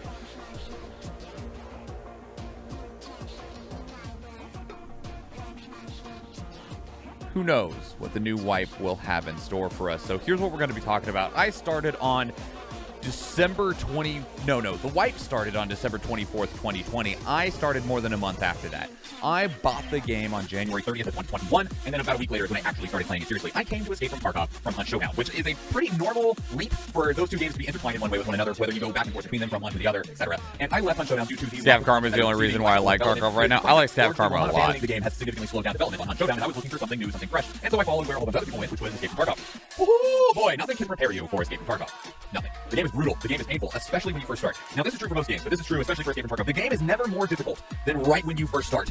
You don't know what you're doing. You don't know anything. There's no maps. There's no tutorials. There's no help guides. There's no pop-up tooltips to give you some idea of what you're going to do. So, like, I loaded into a scav run, got shot in the stomach, and didn't know how to fix it, and eventually died from energy loss. It was like, what was I supposed to do? I don't understand. It takes an unfortunate amount of time to be able to understand what you're supposed to do. But that said, Makes it viable to actually play Tarkov as a roguelite. That's fair. Yeah, it really does. It did not push me away, because once I had just a couple raids in, just a few raids where I got the taste of the adrenaline that Tarkov can give you, I was hooked. Because there's nothing like that rush that you have, whether it's on your first wipe or anything like that, finding something, looting something. It definitely wasn't before Scav Karma, because you just die to player scavs all the fucking time. I was like, oh my god, we gotta go, because now I'm a scav with almost 1 million rubles in my pocket going, and there are a few games that give you a rush like that. There are a few things that can emulate that. Soulsian games kind of can, the rush you get when you finally beat that difficult boss that you've been struggling with, but it's a different kind of adrenaline rush. And that rush, when you get it, when it starts, it doesn't go away for the rest of the raid. You're like, I got this, I need to get out. Oh my god, I see somebody, I'm gonna hide. Or you get a firefight, you win, and you're like, oh my god, I survived with the thing that I needed or wanted or was really valuable, and it's great. It's great. Or sometimes you're on the other side and you lose, and you're like, man, that sucks. Or you kill someone else, you win the firefight, and you go and loot them, and you find that they have something super valuable, and you're like, holy shit, this is awesome.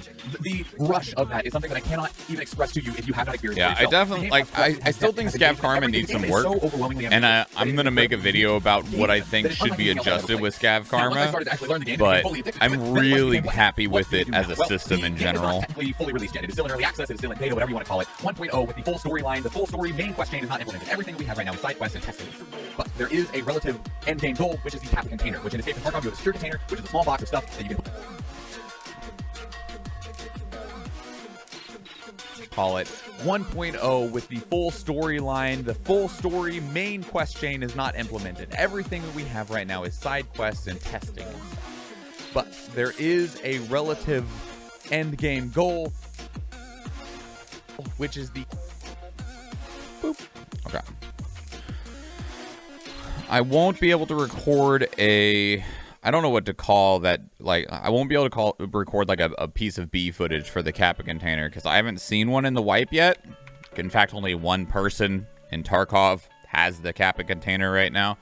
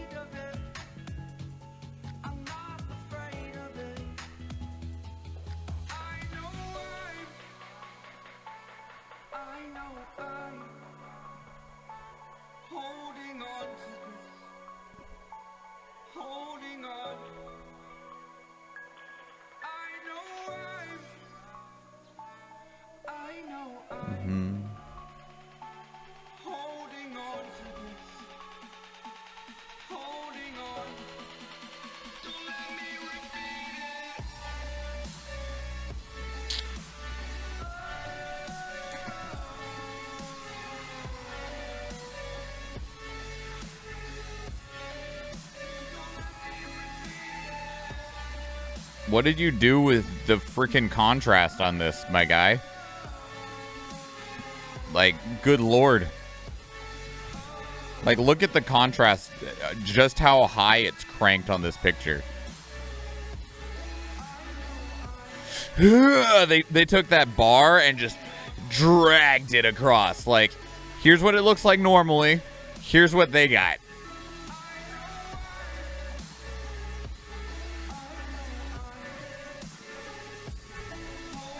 What if we just took the contrast slider and maxed it out? That looks good, right? That's what we like. That's what we like. That's what we like.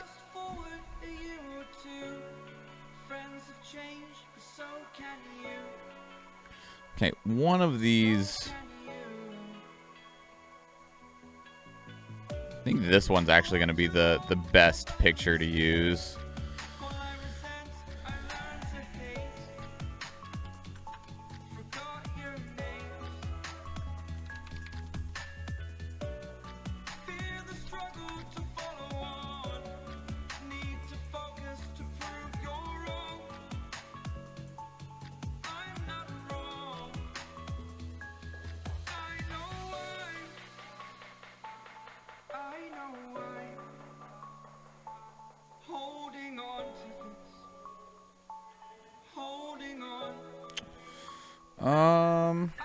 I've not messed with these presets a whole lot.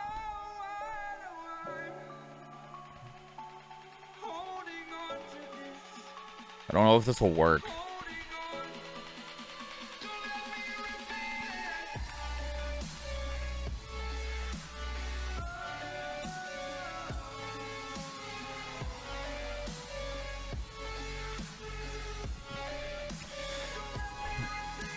It almost did. It put it in the right spot, but like the scale part will only work based on image size, so I'll always have to adjust the scale.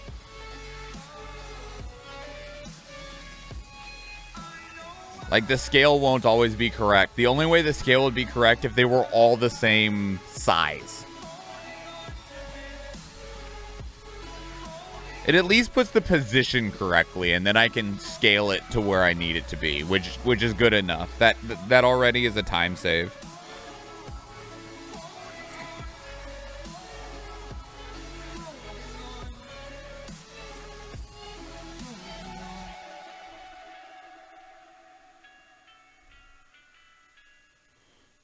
Find the full story.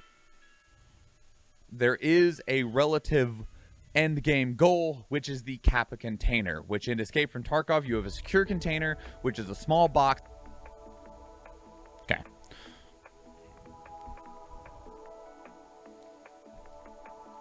See, and like right here, what I would want is for me to go into the game, do that macro record that I was talking about, like just record it spinning, and then crop it down to where it's spinning and put what's spinning in this little slot right here. I can't do that with the Kappa container because I can only do it with items that I can see / find. And the one item that I can't just like look up is the Kappa container. All of the other ones, well, I guess I don't think I'd be able to do it with the Epsilon container either. But all of the other ones, I should be able to just look them up in one way or another.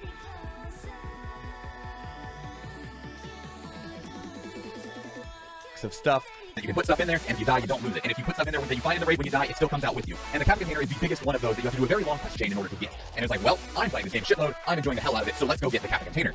I did not know what I was signing myself up for when I said I was going to go for Kappa, let alone go for Kappa on my very first fight. I don't know how long getting Kappa would take me with the knowledge I have now, but what I can tell you is getting Kappa took me around 700. Do I still have those? Let me see.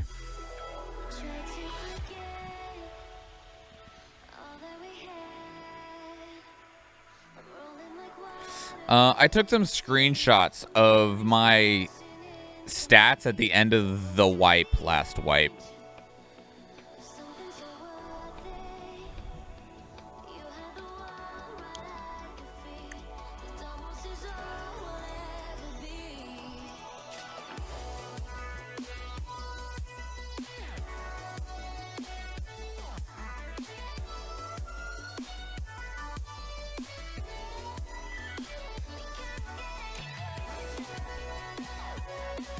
Yeah, this is what my stats were at the end of the wipe.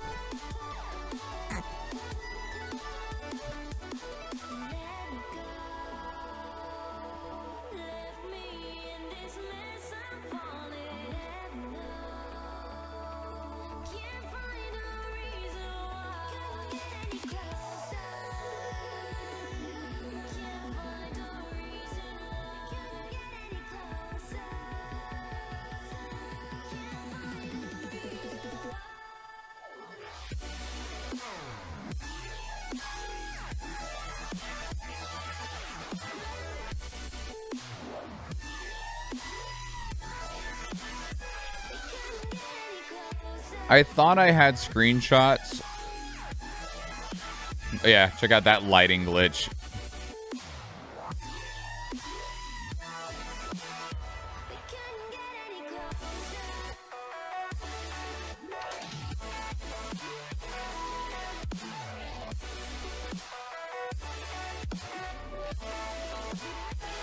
I thought I had screenshots of right when I got Kappa, but I'm not sure where they are anymore.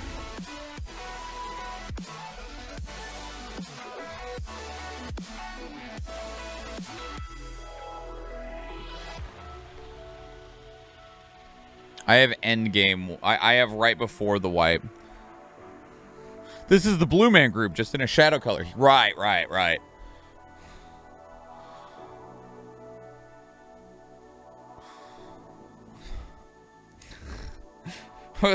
was going to say something different, but realized that it'd be wildly insensitive.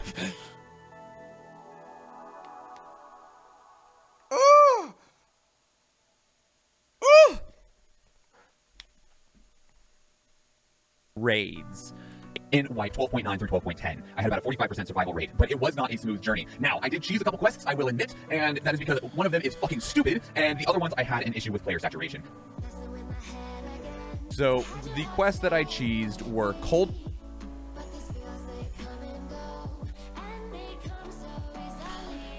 Cold-Blooded was one of them, which I didn't have to cheese at this wipe.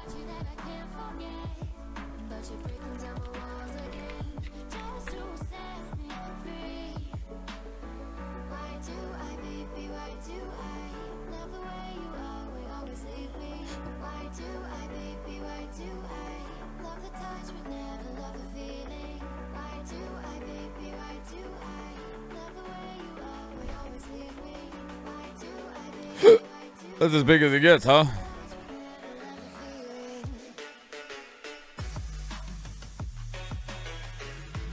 All right.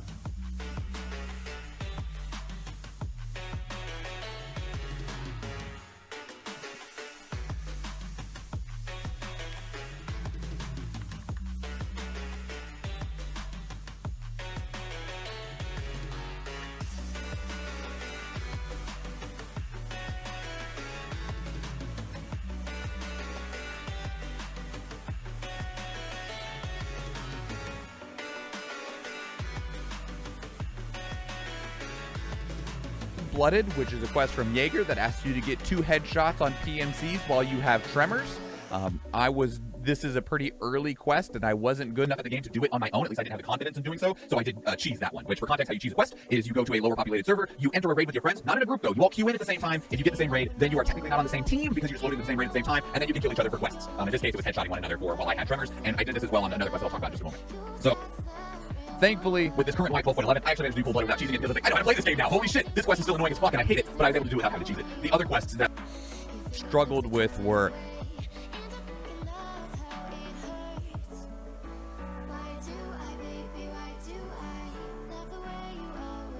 the most infamous one.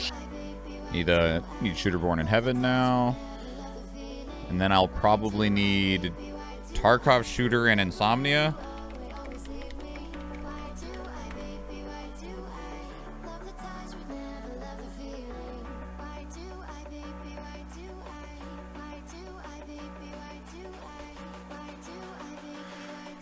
I cheesed part of Shooter Born in Heaven. And I cheesed Tarkov Shooter Part 8.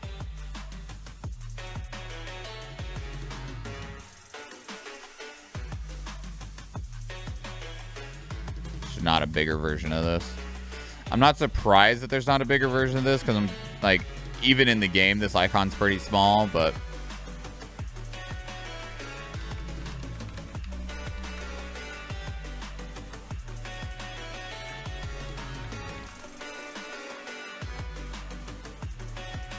I'm pretty sure Tarkov Shooter has the same picture. Whoa. All the way through the quest line. It does. See if there's a bigger one. Nope. That one size fits all, dog.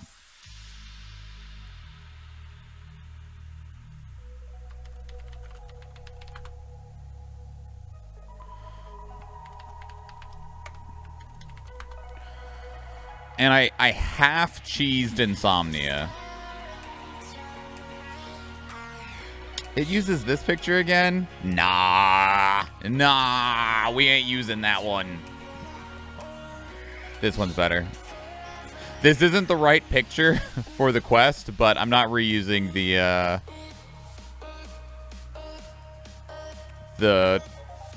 Shooter Born in Heaven one. This one makes more sense anyway for this, damn it.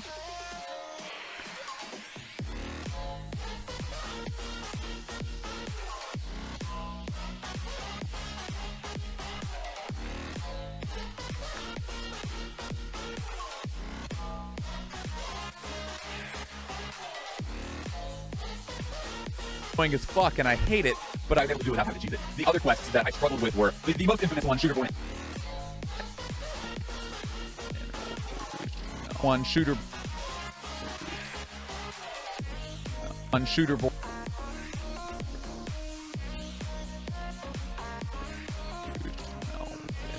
Infamous one.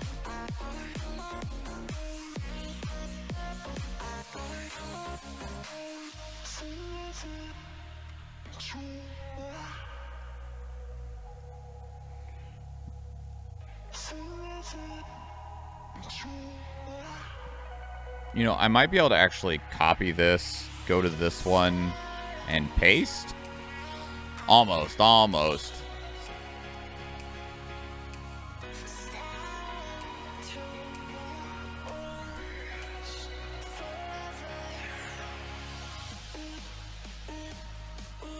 Were the most infamous one, Shooter Born in Heaven, Tarkov Shooter Part 8. Oh, I didn't realize I went through them that quickly. Shooter Born in Heaven.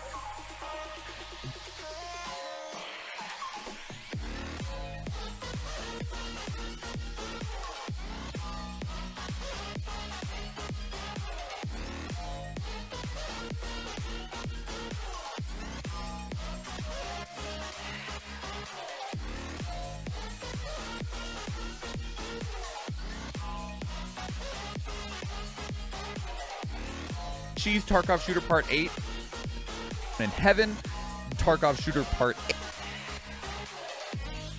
8, and I did cheese Tarkov Shooter Part 8.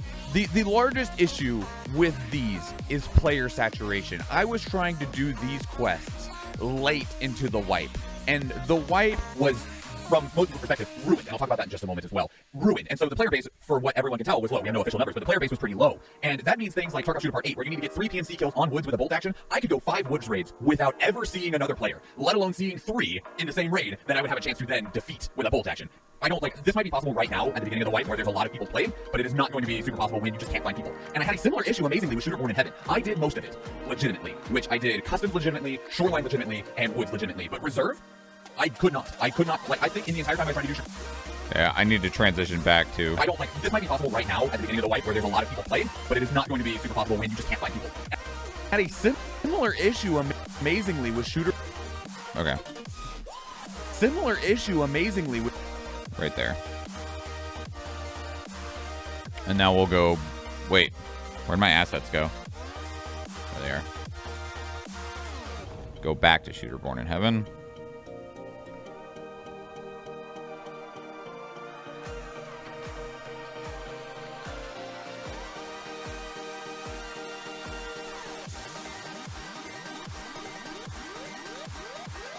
Your assets are behind. Damn, he's talking about them assets.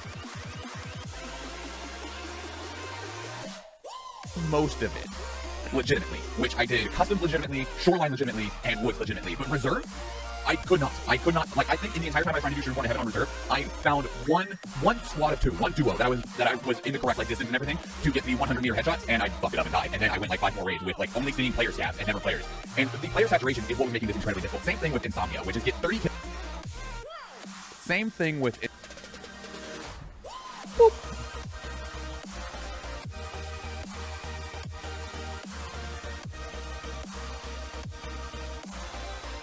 I think that one's too big.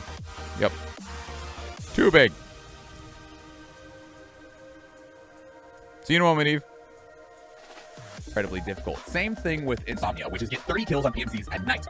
Night raids, even early wipe, are pretty low on players. People don't like to play at night. You either have to bring flashlights, which one, expose your location and don't have incredible levels of vision, or you have to bring NVG, which are inspected. night vision goggles, which are expensive. And that means there's just not as many people in the raids. And needing to get 30 was a really large problem. I did like half cheese this. The way that we ended up doing Insomnia, both me and my friend Dark Warlock that were working on doing Kappa together, the way we did this is actually we got a group of friends together and we just played all free-for-all factory at night. Like everyone was like, all right, we got rubles, put on night visions, and we just went in and we fought one another. It was really cool. It was a lot of fun. We knew everyone that was in there. We're like, sick, we're just gonna fight one another. It was a legitimate fight. We weren't cheesing it, but it is how we actually accomplished Insomnia. Was we just did like 50 factory raids at night with friends fighting against one another because I had went in 10 factory raids in a row at night. And Oh, I was like, was that in the recording or was that in the stream?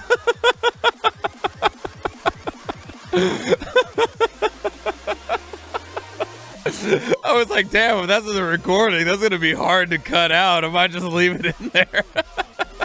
It's just going to be a really loud dicks in that recording. I was so confused. Good morning, Lady Siege. I hope you're well. Oh, man. I wasn't ready.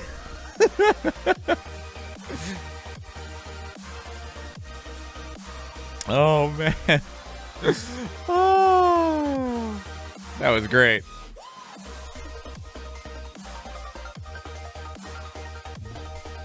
Oh, lordy lord. us those 10 raids, I ran into one other player when I was queuing up on my own.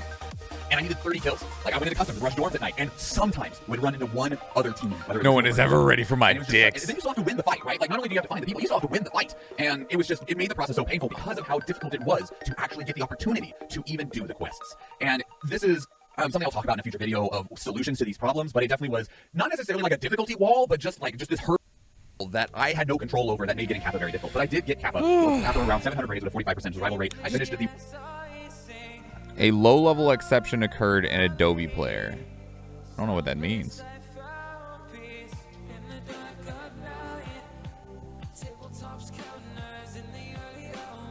Save the project before it maybe dies? That was weird.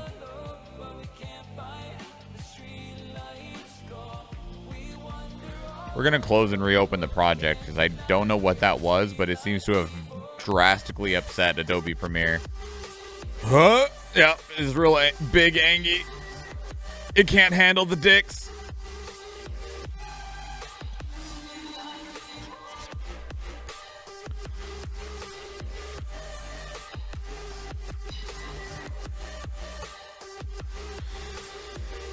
Thought since you were awake, you'd lurk in my stream while you edit Pepper's video. Who's Pepper? Sounds like a pet. And I appreciate the lurky lurks. Your dog, nice. Like I said, it sounds like a pet. She's a VTuber now. Oh my god, it's amazing.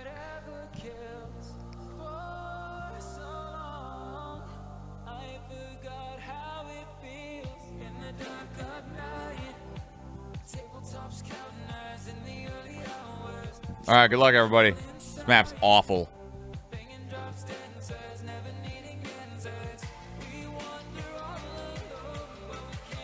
Throw, El Canadiano. Throw. Look out.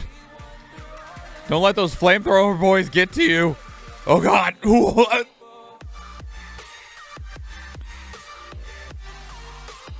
All right, the left side survived. All right, we got this. We got this.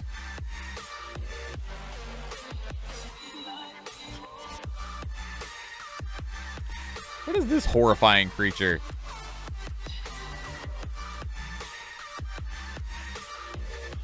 Hook's Epic Barbarian. I don't know what the reference is, so.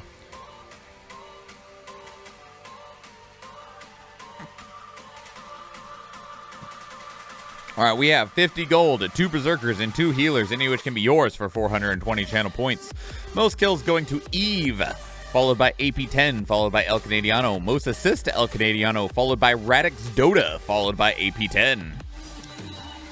I think the bomber did its job. If you just kill down to those armored, then it's not so bad. It's as long as you don't just get exploded by the busters on their side, and then also have something to shoot down the what are effectively barbarians, like the flamethrower guys. They're basically barbarians, but they're like not as papery as barbarians are. Like they're a little bit chonkier than a regular barbarian, which is one of the reasons they're so scary.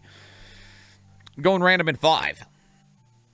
They're closer to Orc Slayers. Yeah, but like with the damage of barbarians is the thing. Like they're chonky like an Orc Slayer, but they hit hard like a barbarian does. Because like if they were just like Orc Slayers to where they did like 5 to 10 damage a swing, it wouldn't be nearly as bad. But they do like 50. All right, going random. Dominic's with the healers, Icicle Bane with the berserkers, and Athena with the gold. Back to the map. It's time for the boys. The Wasteland Throne. Ew. Ew. What the fuck? Fuck.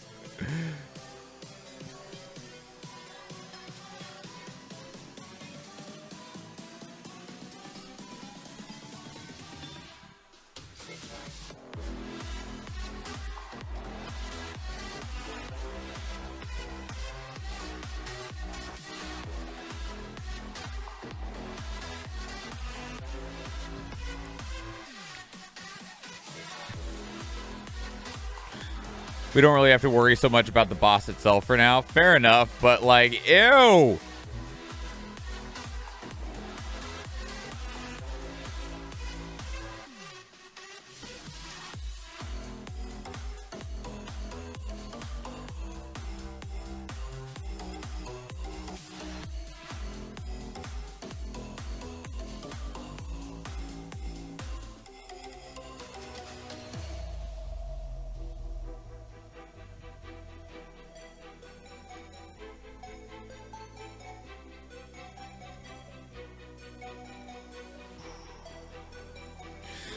Ew, for sure, but this event was where I discovered Epic Bomber is my favorite epic ever. They are really good.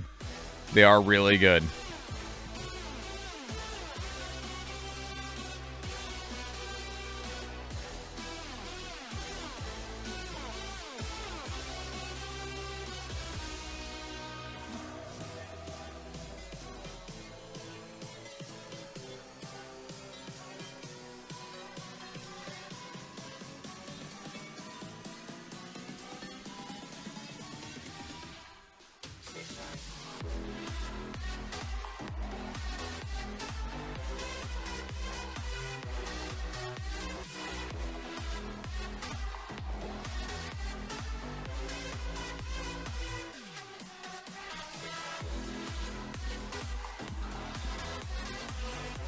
Ew.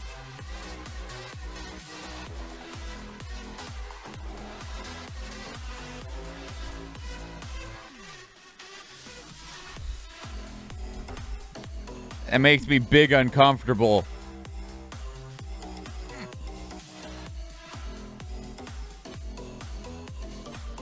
Oh, that's nasty.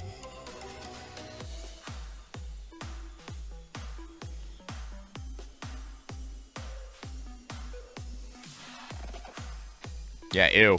100% ew. It's gross. Okay, are you fixed now? And I needed 30 kills. Like, I went into customs and rushed dorms at night, and sometimes would run into one other team, whether it was a single person or up to 3. And it was just such, and then you still have to win the fight, right? Like, not only do you have to find the people, you still have to win the fight. And it was just, it made the process so painful because of how difficult it was to actually get the opportunity to even do the quests. And this is something I'll talk about in a future video of solutions to these problems, but it definitely was not necessarily like a difficulty wall, but just this hurdle that I had no control over that made getting Kappa very difficult. But I did get Kappa after around 700 raids with a 45% survival rate. I finished the wipeout at around level 51 or 52, shitloads of value in my stash. Like, I was there. I was the Giga Chat, right? Now, I do have some thoughts on some of the quests, like Cold-Blooded from Jaeger and Tarkov Shooter Part 3 from Jaeger, which is get 3 PMC kills with both actions within 25 meters. Okay. It seems that it is not Just borked. like, just this hurdle that I had no control over that made getting Kappa very difficult. But I did get Kappa. Kappa very difficult.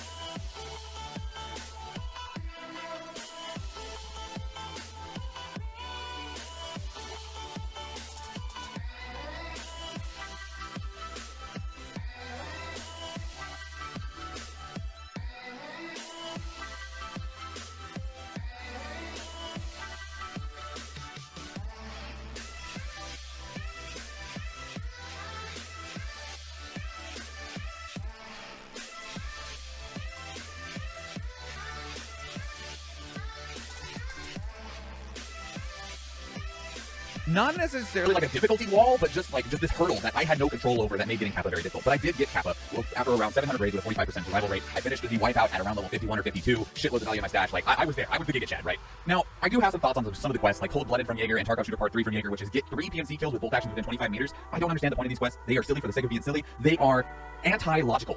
If I have a broken arm, the last thing I want to do is get in a fight with somebody and try and shoot them in the head. If I have a bolt action, the last thing I want to do is be within 25 meters from somebody. But I digress.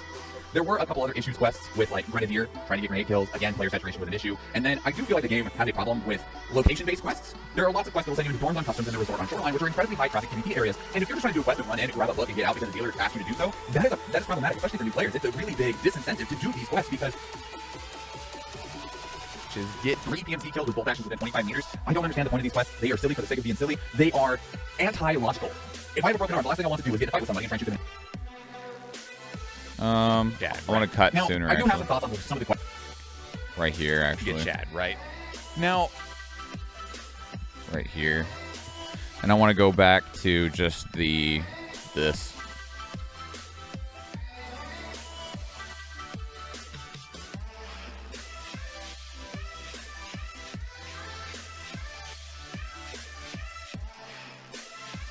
I don't know how long it's going to be Now, there, but I do have some thoughts on some of the quests, like Cold-Blooded from Jaeger and Tarkov Shooter Part 3 from Jaeger, which is get 3 PMC kills with bolt actions within 25 meters. I don't understand the point of these quests. They are silly for the sake of being silly. They are anti-logical.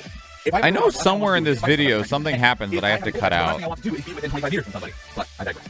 There were a couple other issues quests with like Grenadier, trying to get grenade kills. Again, player saturation was an issue. And then I do feel like the game has a problem with location. And when we do so, I'm going to keep that in this assets folder so that if I ever need a Bitcoin again in the future, I don't need to go re-record it. I'm just gonna have it, right?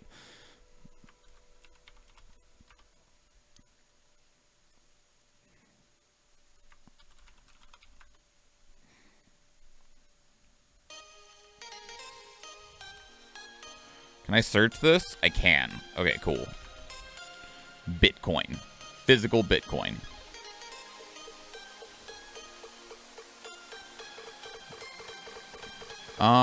Interesting. This is like I can't open it from the handbook. Okay.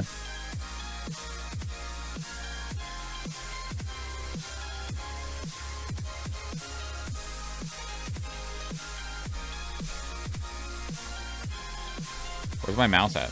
There it is. There we go.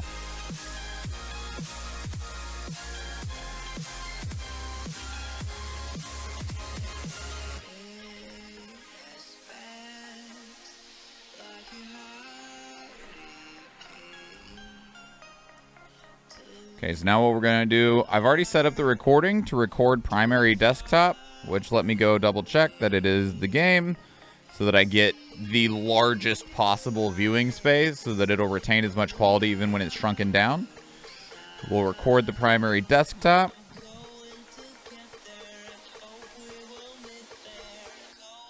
Now play the macro. It's higher than I want it to be because the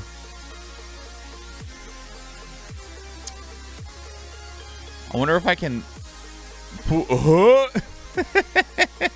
I wonder if I can lower down the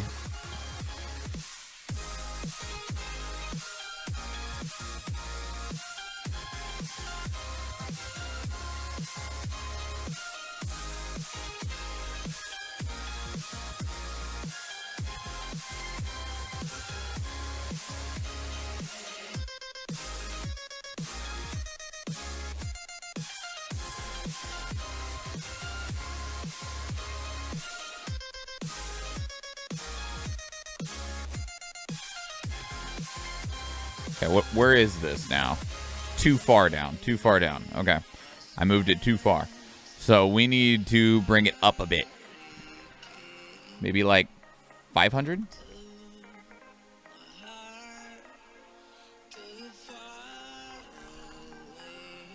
Now where is it? Where can we actually... We can grab... So let's move it down just a little bit farther.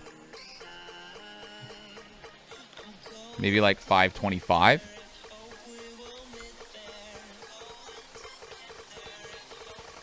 Probably move it down a little bit farther than that even. 575. Let's try 575. That should be perfect, right? All right, let's try it. Wait, it still went up there. The fuck?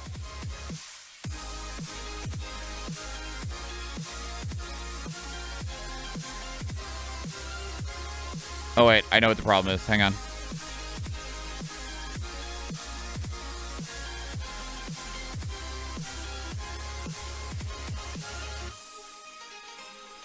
Now let's try it. Nope. That didn't do shit either.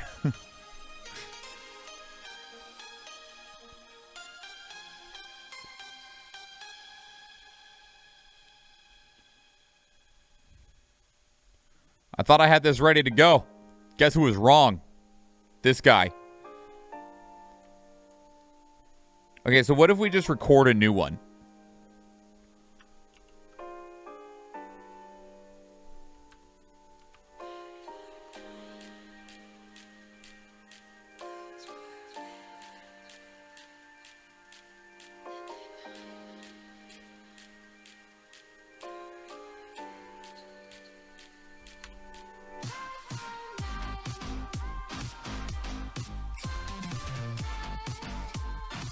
Delete that. Delete that. Play?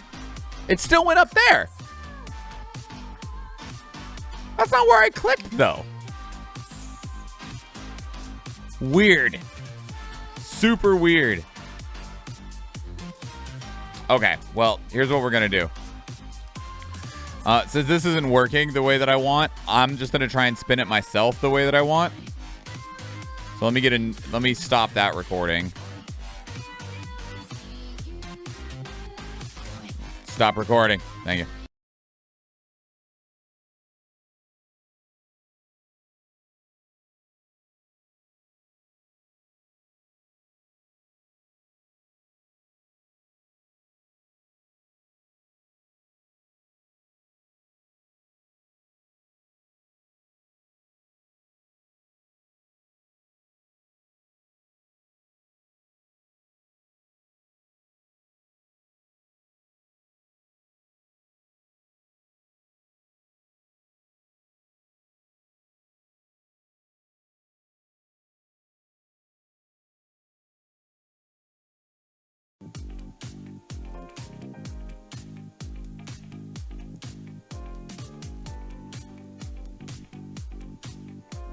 There you go. Okay, let's try this one more time.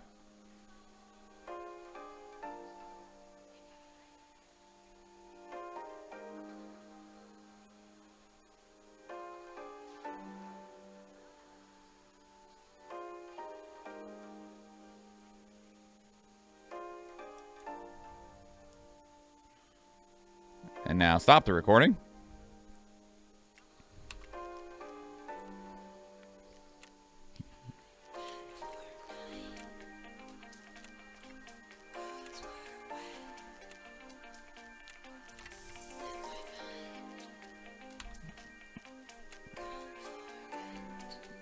Don't close this just yet. Okay, so let's save this project. Save.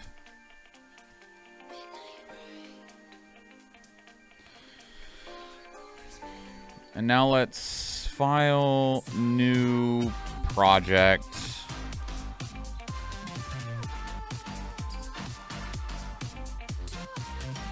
Create an edit file in here.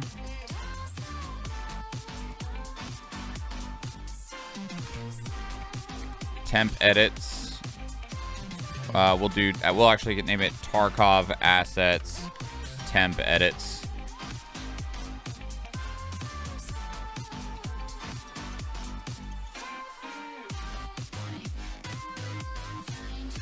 There we go.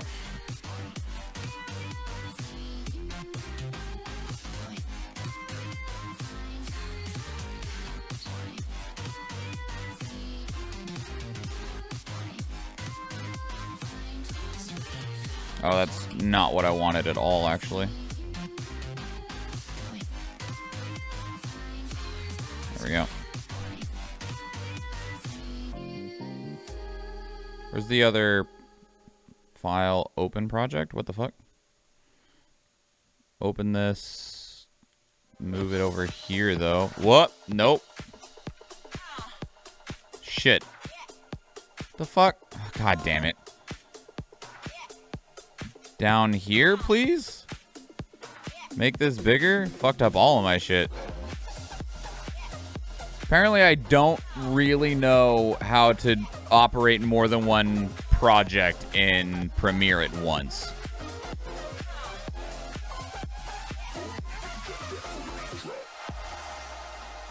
How do I look at another one here? Like, I want to look at another timeline. Like, I can see another project, but how do I see another work line?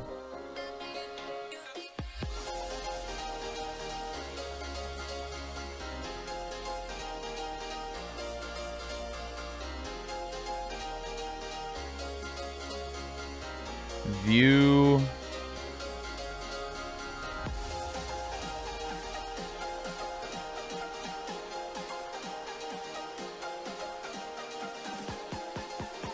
Window workspaces.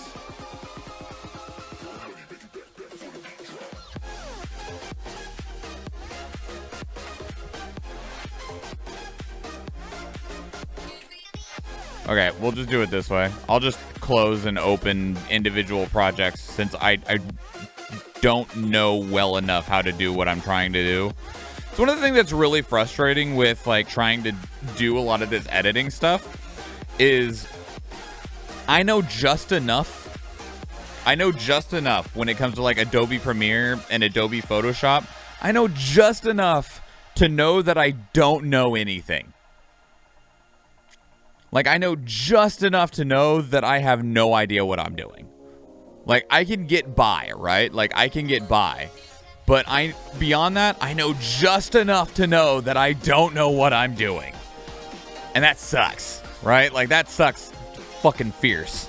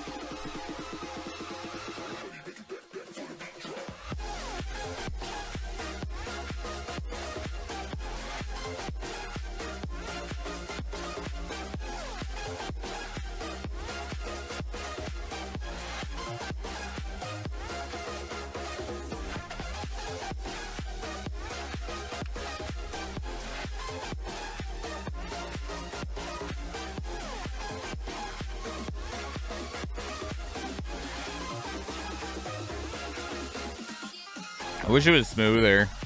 Like, it's not bad, but I definitely do wish that it was smoother.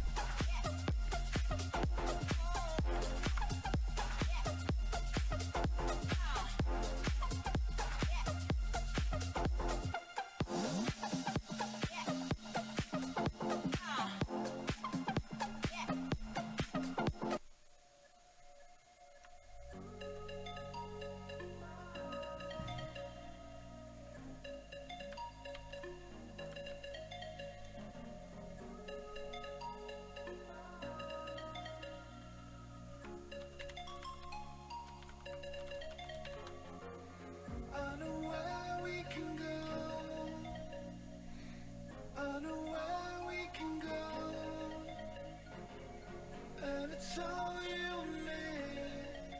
We'll kiss the sky like a night. That's not what I wanted to do.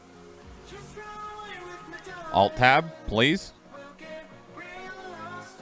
We'll get real lost again. Just run away with me, darling. We'll get real lost. We'll get real lost again.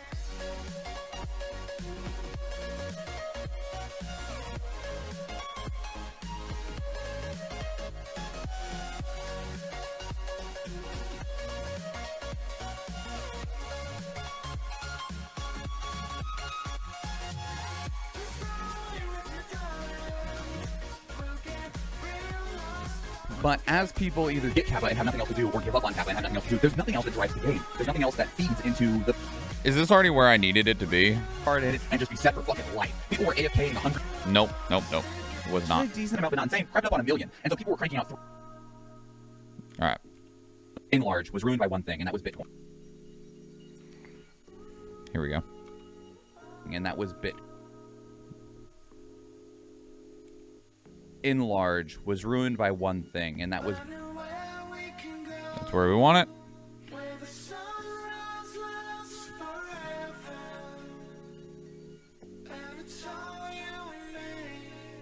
Now we'll put this here. It doesn't need any audio.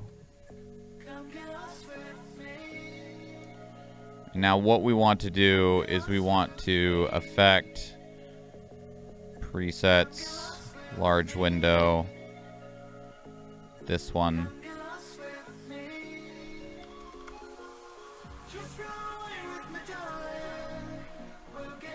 Okay, I actually want to save this as large window 1. And not this one. I want to delete this preset. Yes. Because this one should be the 100% size one. Shit, nope, deleted the wrong one. Nope. Because I know that the Bitcoin footage is 1080p. And I would rather work more often. That will be the size more often.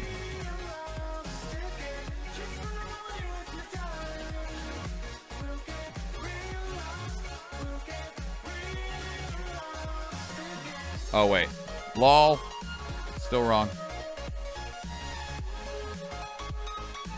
It's still wrong.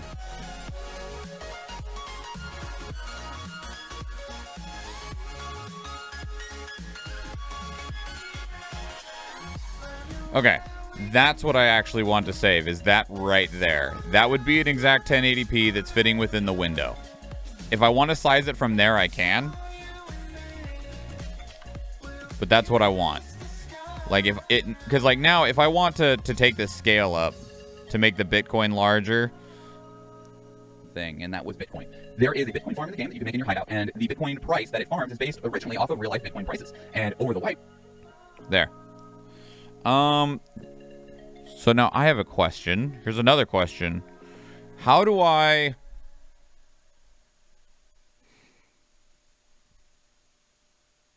don't know how to do this. I'm sure it's really easy, but I just don't know how.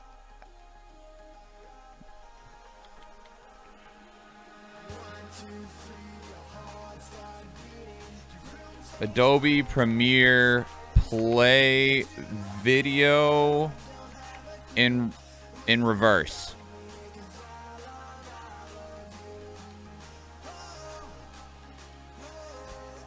Simply click on speed, then duration, then reverse speed.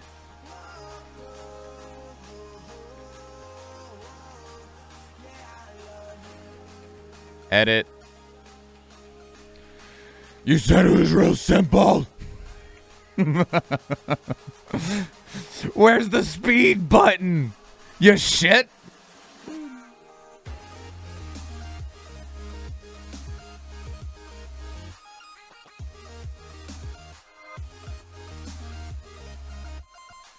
You motherfuckers. It's real simple. You hit speed, duration, reverse. Where the fuck is the speed button?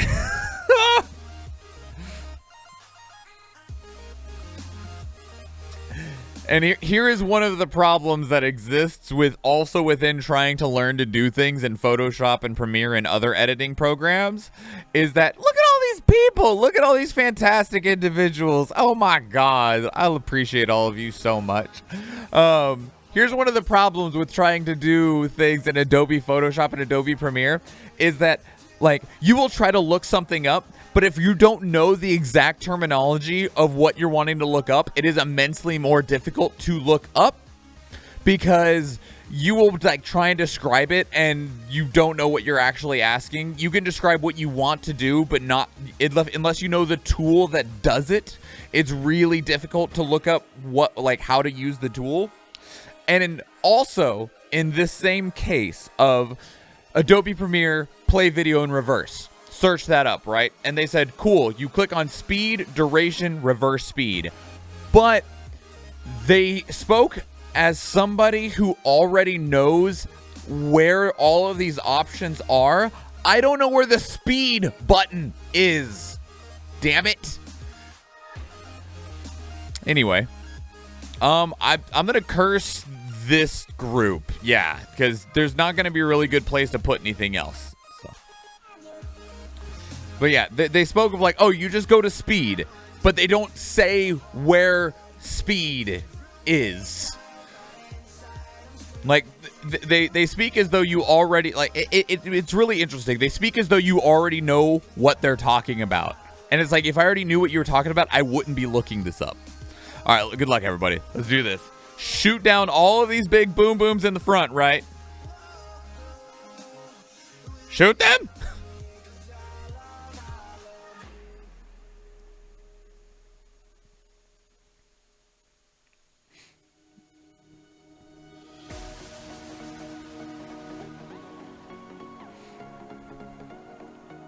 Archers, shoot faster.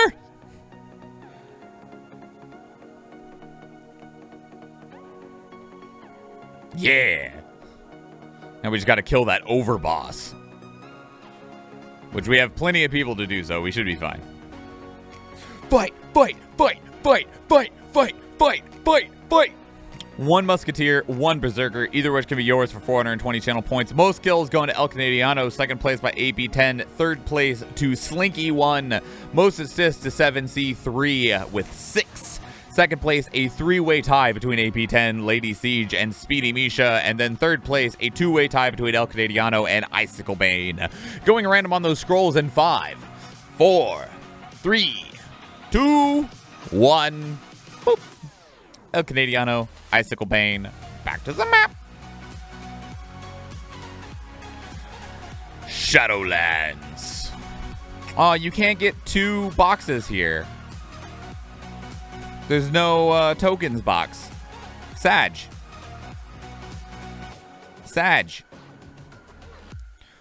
I don't think I was a captain in Shadowlands. All right, we'll go down here. Hidden Blades versus Shadow Banner.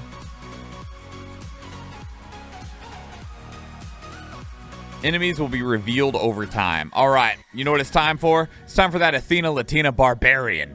Yeah. Yeah, look at Rem. Look at Rem. Isn't she precious? She's so cute. There's apparently an enemy there.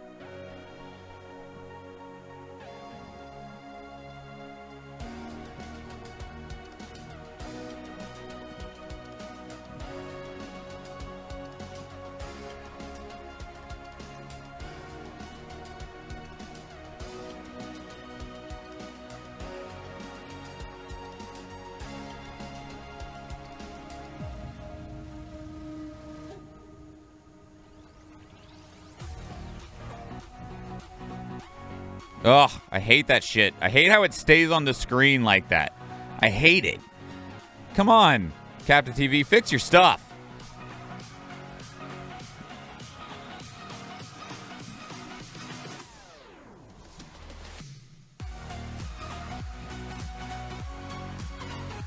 Dorm 204 is a safe room key, so that's good.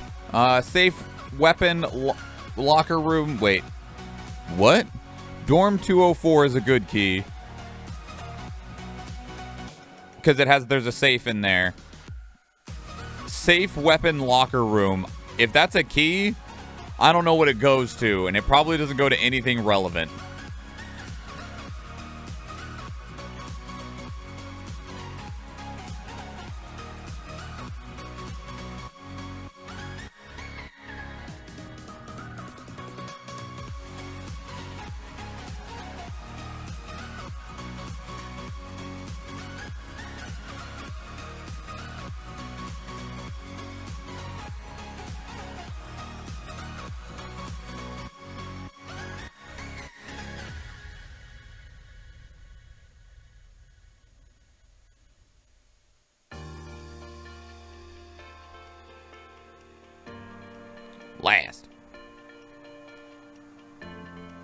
We'll go ahead and make the T a little bit thicker. There we go. Fix that S. Dorm 103. Dorm 103 provisions? What? Is that what the key is called? Or are you reading that on the wiki? Because in Dorm 204 is a safe and a weapon locker. Which is good, because it has a safe in it.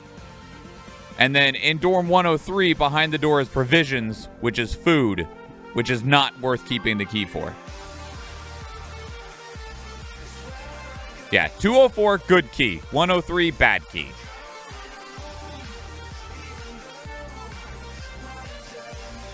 Okay, and this will be the last one, y'all.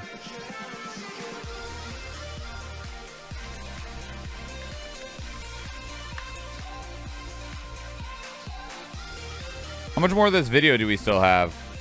Like 4 minutes? Okay, we're doing good. And the Bitcoin price that it farms is based originally. Oh shit, I was trying to look up how to fucking do this shit.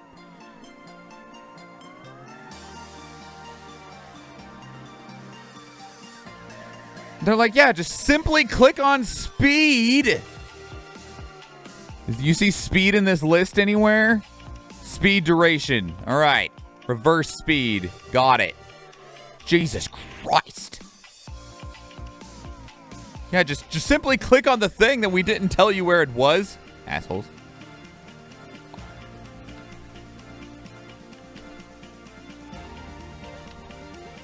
I don't know how much of this I'm gonna need. So we're just gonna get lots of it, okay?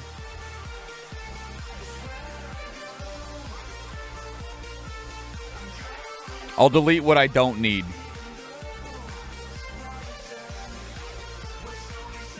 I don't think I'm gonna need this much of it, but you know, it's not hard for me to just get it ready.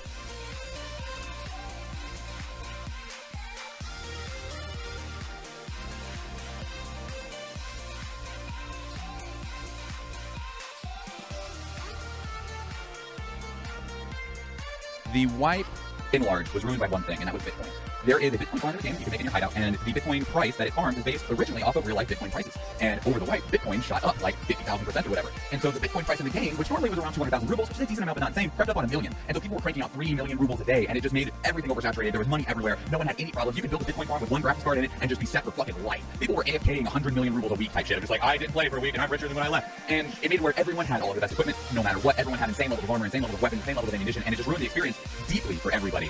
They've made some changes in this wipe that we'll see if that actually still works or not, if we run into that issue again or not. But it did make my personal experience with the wipe, it was rough. Because until I hit that point where I had the exact same gear as everyone else, I was like, man, this doesn't feel fair. And there will always be people that have that gear because they play a lot.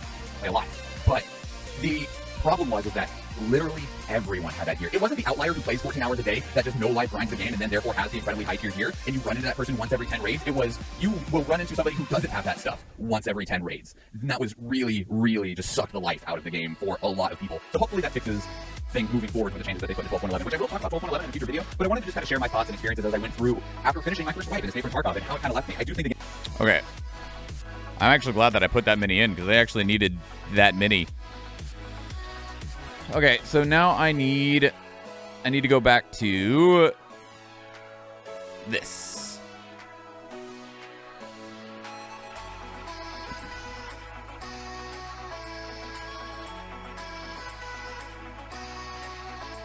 in a future video, but I wanted to just kind of share my thoughts and experiences as I went through after finishing my first...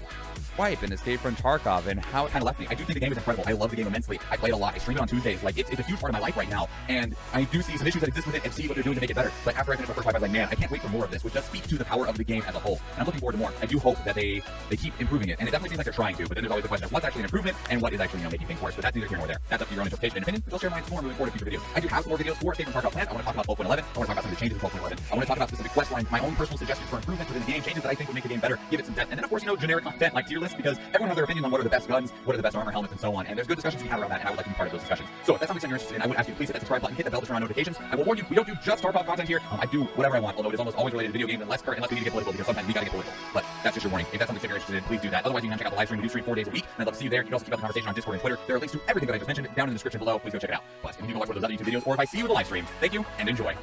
Cool. Greetings and Cool. Okay, media browser, outro sequence. Put that there. Bring that there.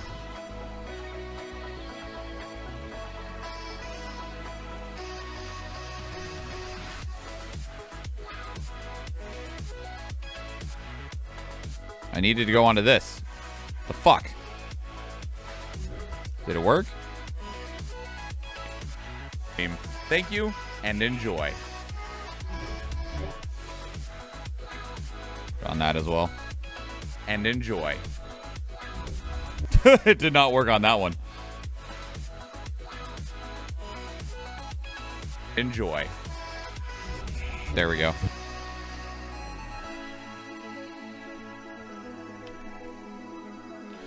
So I need packs of screws. I love how a lot of the stuff I need right now you find as a ton as a PNC. The stuff you rarely find as a PMC. I'm just overweight by as a scale. Yeah. It's an interesting dichotomy, isn't it? Tarkov videos, white thoughts.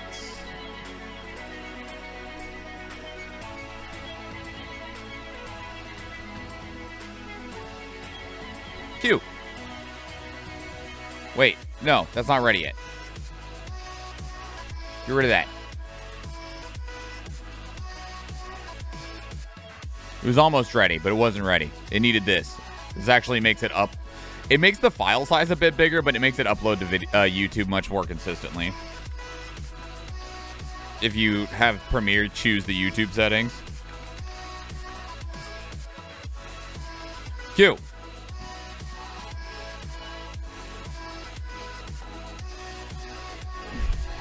Oh.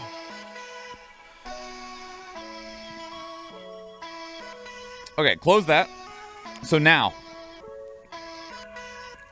what do we need? We can actually close Tarkov. We don't have anything else we need to record in Tarkov. Oh. Oh. Fuck. Oh. Close that. Now we need, wait.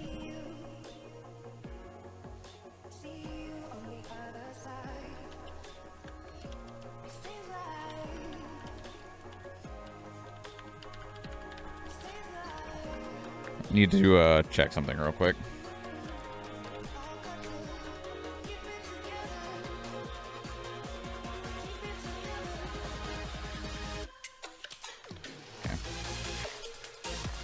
So when do you think you will have time to carry me through it? That's a good question. The reason that I say that is because my sister moves out of state on Thursday, and we are spending more time with my sister and her kids today, before she is literally 4,000 miles away, and give the kiddos some more time to spend with one another before they're 4,000 miles apart. So after the stream, I don't actually know what my schedule looks like. Yeah, well, and like yesterday I was spending a lot of time with my sister and her kids as well, because we're trying to spend as much time together with them before they leave. And then after that, things will open up a bit more again.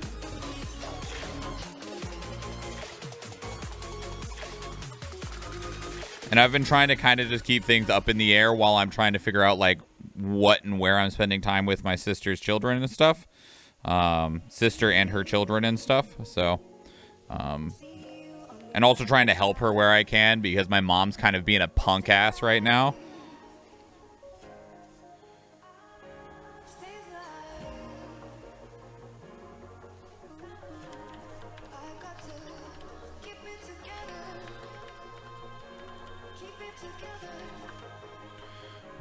What kind of a punk?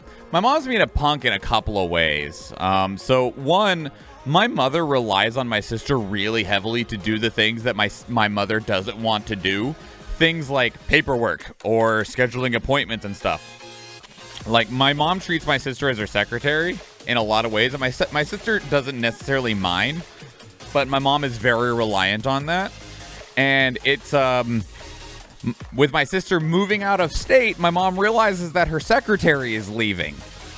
And so she's freaking out about that, about like, what am I supposed to do? And she's also like super guilt tripping the shit out of my sister for like abandoning her. My mom's not technologically illiterate. Like, she knows how to do her taxes online. She knows how to do things. She just doesn't wanna. And so my mom is like freaking out, especially because my mom owns a triplex. One unit she lives in, another unit her close friend lives in, and the other unit her daughter lived in. So she didn't have to worry about renting anything out. She just had these other units that had like friends and family in it that she was making money from. And well, my sister's leaving, and the person that my mom thought was going to be moving in to like replace my sister said that they didn't want the place. So now my mom's like freaking out about like, oh my God, I got to find renters and background checks and shit. And it's like, you realize you signed up for this, right? Like, you signed up for this when you decided you wanted to be a fucking landlord and profit off of other people needing to have a place to live, right? Like, you do realize that, like, that this is part of the benefit that you get of having other people pay your fucking mortgage for you. But so she's busy freaking out about that. Where the fuck did I put this shit? And surprisingly accepting of a landlord, I got words to have on that. I got words that I could have on that. Where the fuck did I put this goddamn thing at? I don't like the idea of landlords in general, by the way, even if one of them is literally my own mother. I don't approve of it. The concept of a landlord doesn't necessarily bother me inherently. It's just that all of them are like really scummy about it. All of them. Where the fuck did I put the hardcore video at? Where did I put the hardcore video at for Tarkov? Is it in here? It is in here. Okay. Because here's the thing is like, if you investor landlords, yes, exactly. Like, if you own, the idea of an apartment complex isn't a bad idea, right? Like, you can fit a lot of housing in a smaller space with something like an apartment complex. But the problem is that so often, those apartments are not any fucking cheaper than any other housing. And that's the problem that I have with landlords, is the vast amount of profit they get off of the exploitation of people needing a place to live. And so, if you own, we'll say you own an apartment complex. We'll use in Alaska as an example. You own an apartment complex. The complex has 10 units in it. All of the units are 2-bedroom, 1-bathroom, right? Just to make this easy. In Alaska, those 2-bedroom, 1-bathroom units are all going to be rented out at a minimum of $1,250 each. More likely, they'll be around $1,500 each. And that is just an obnoxious amount of money, right? Just the rent is bringing in $15,000 a month for nothing. Because these people needed a place to live, and you are making $15,000. Obviously, you got to pay for the building and all this stuff, but $15,000 a month because you own a building that someone else doesn't own. That alone is, it's gross, right? It's gross. And we'll say it's a decent sized building. We'll say the building costs like $1 million. The mortgage on it is, we'll just say it's $5,000 a month, right? It's $5,000 a month for the mortgage on that building. Okay. $15,000 minus $5,000, $10,000 a month in profit. We'll say you have a property manager that you pay the fucking saddest amount of money. We'll say you pay them $2,000 a month because that's what you can actually get away with. $8,000 still left. We'll say we'll put it real high, and we'll say that you're a good landlord and you don't charge your tenants utilities. But we'll say you're a good landlord, you don't charge your tenants utilities, so you pay the utilities. We'll say the utilities are $2,000 a month for the building. Still, $6,000 in overhead. And now we'll say that there's $1,000 in random other expenses, right? We'll say there's $1,000 in the occasional piece of maintenance that you do. So even after all that, you are still personally making, that is with an employee, maintenance, and you paying the utilities as a generous landlord. You are still making $5,000 a month for existing. You are making $5,000 a month because you own a building. And that's it. That's it. You make more than I make at my damn good job every month because you own a building. Fuck you. And it's not even like I wish I was making that money. No, that's disgusting because you're exploiting other people. Now, what is the lowest amount you could charge them? So you could feasibly, without profiting yourself off of those thrown out numbers, if it was $15,000 that you were making off of, like, that everyone was paying in, you make $5,000 at the end of it. That is 33% of what everyone is paying in that you are earning. So if you instead cut everyone's rent by 33%, what is 33% of 1,500? Let me get a calculator. 1,500 divided by not divided by 1. 1,500 times 0.66. You could instead be charging everyone $1,000 a month in rent, which is still significant in my opinion. Still significant, especially with how shitty wages are. And it would still cover everything. It would cover the building, it would cover the utilities, it would cover the property manager, it'd cover the maintenance. You just personally wouldn't be putting money in the bank. But you are still putting money in the bank. You know why? Because they're paying the fucking mortgage on the building. You are still profiting in the idea that an asset that you owe money on is being paid off by someone that is not you. You are still earning the equity of the property without personally having to put anything into it. And that's why landlords bug the fucking shit out of me. It's also the reason that my mom specifically wanted to buy a triplex. She went to buy a triplex specifically, and I'm speaking almost verbatim, I'll live in one side and I'll have the other sides pay my mortgage for me. And I'm like, you're fucking gross. You're fucking gross. Fucking gross. But anyway, yeah.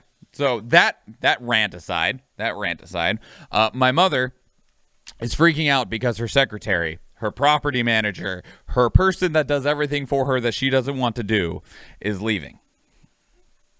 And it has not been at all about my sister leaving, right? It has not been about my sister. It's been about my mom. And that's what really bugs the shit out of me and makes me upset.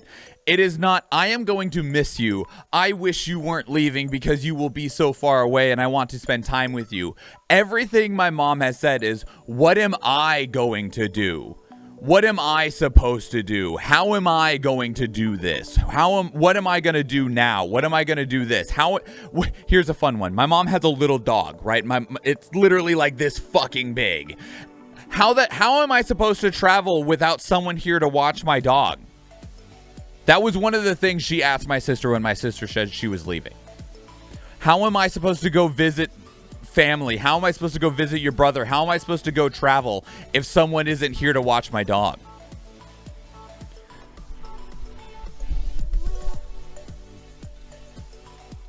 Why is that your priority? I've been spending time with my sister 2 to 3 days a week, every single week since she said that she was leaving.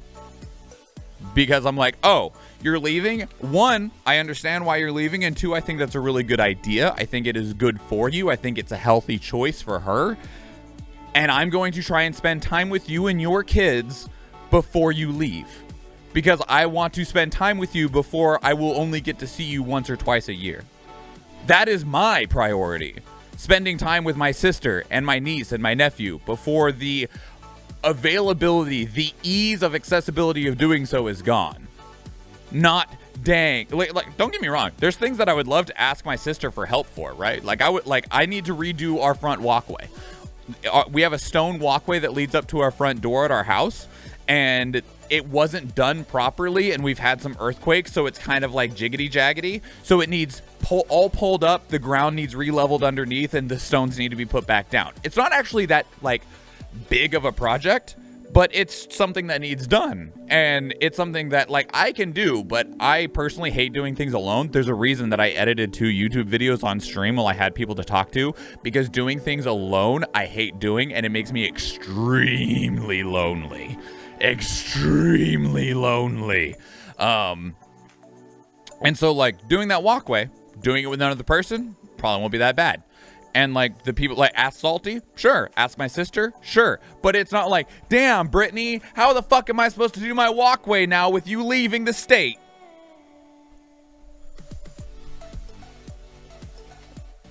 So gross. It's so gross. So gross. Bugs the shit out of me, and it makes me really angry with my mother. And I'm chopped liver, by the way.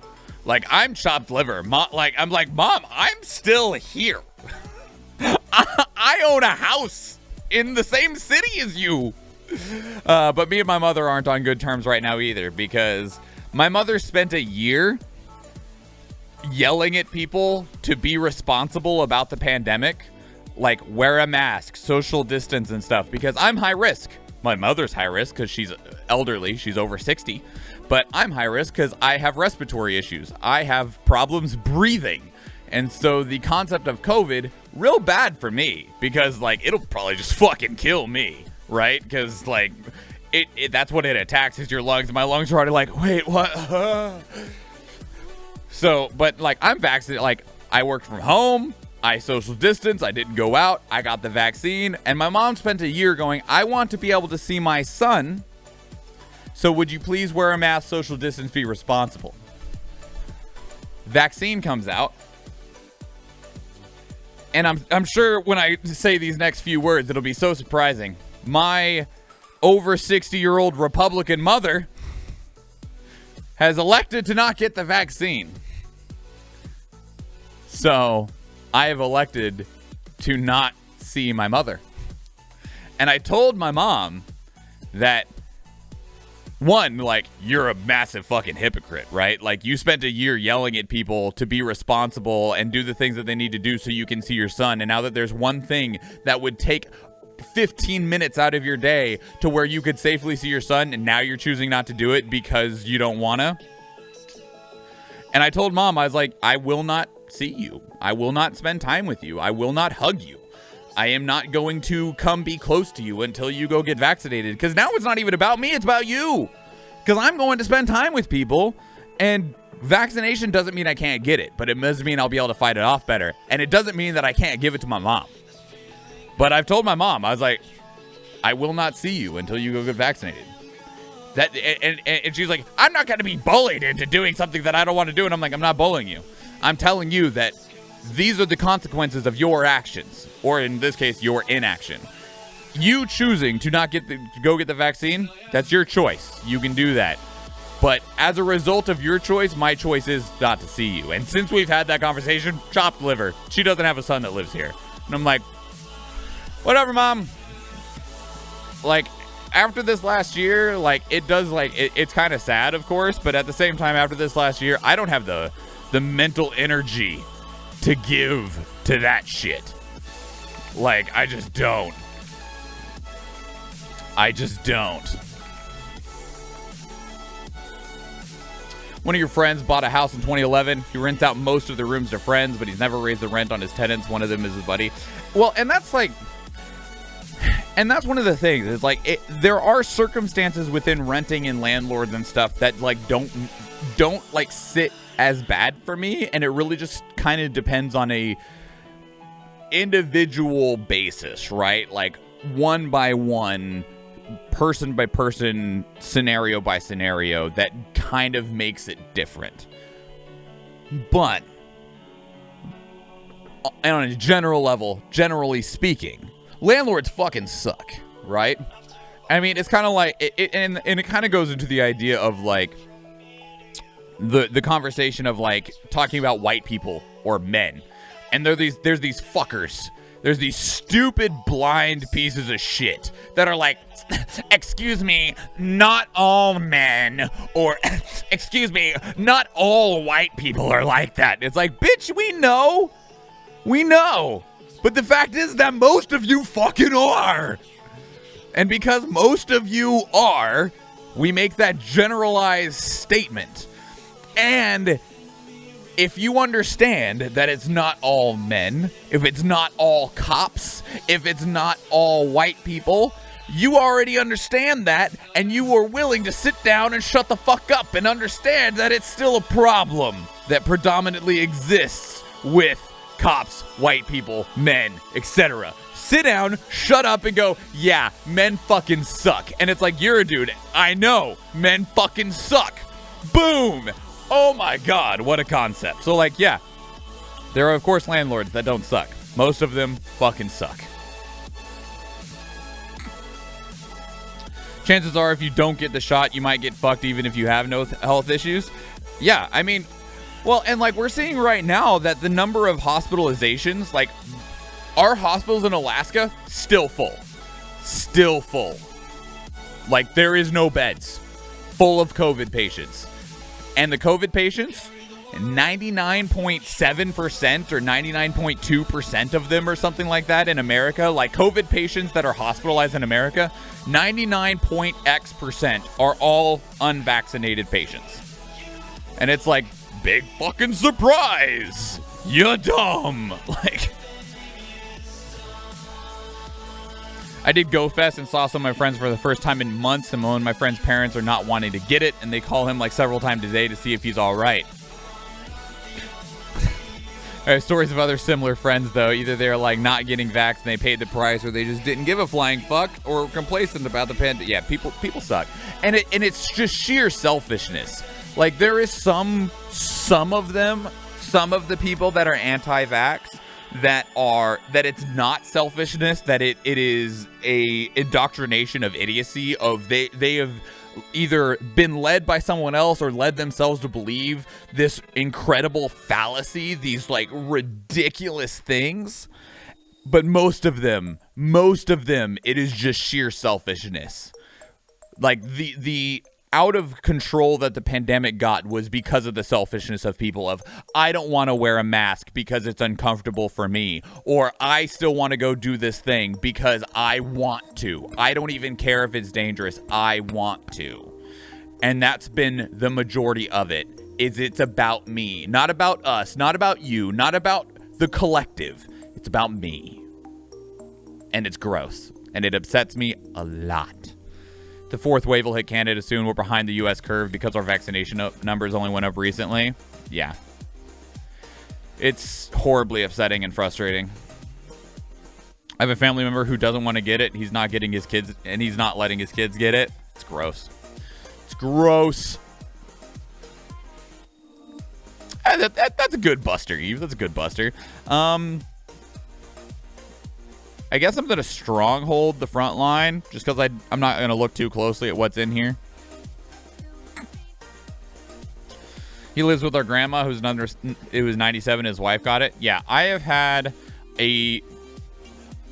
personally have not had anyone close to me leave because of the pandemic, thankfully. But I know people who have had immediate family members, cherished friends that have died because of the pandemic. And I'm like, do you have any idea how insulting you're being to them? Like, sure, I'm lucky in that I didn't lose anyone close to me, but people close to me lost people close to them, and that's really upsetting. And even beyond that, even beyond the people who didn't die, I know people that got it who were trying to be safe, right?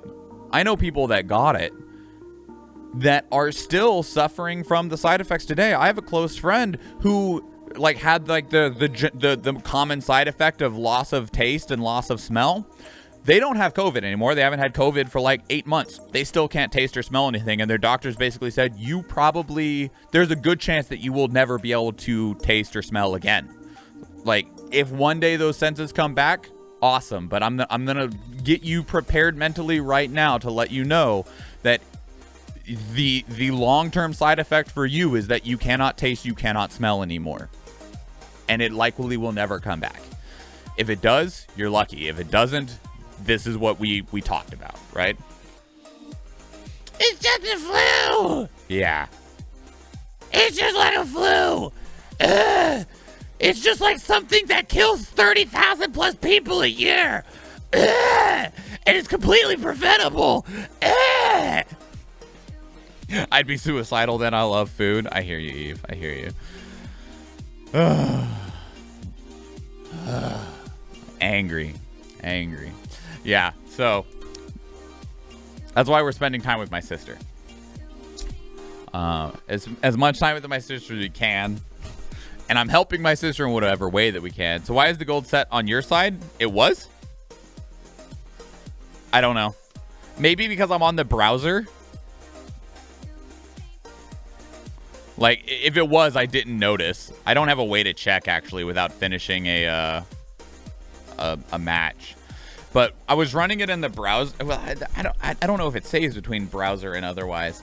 I was running the captain's battle in the browser because me and Athena have been having weird crashes on the computer, and the only thing that we can find that has been like consistent with it is Stream Raiders. Stream Raiders recently had an update, and the update required you to download a new exe file, a new updater, and everything. And ever since we did that, Stream Raiders has been behaving really weird. And Athena has had her stream completely freeze twice. And on Friday when we were doing Power Couple, it almost crashed, and we got Unity errors being thrown out. And we don't know if it's the only, and the Unity error is what Unity engine is what Stream Raiders runs on. And so the only thing we can think of is that what's causing the crash and the freeze and stuff is Stream Raiders. So, but we're trying to like, unfortunately, because we're not getting good error codes, and when like the computer freezes or crashes, there's not a real good way to find out what crashed it. So we're just trying to like individually isolate the issue. So I ran all my captain battles today in the browser version to see if that was better. But I mean, I've also, like, on Thursday when I was doing Two Dead Dudes, we ran Stream Raiders the whole time and we had no issues. So it's really hard to determine like what could be causing it or where, and like trying to find out like what was the source, you know? It's weird. It's hard to parse it down to find out what the problem is. But yeah.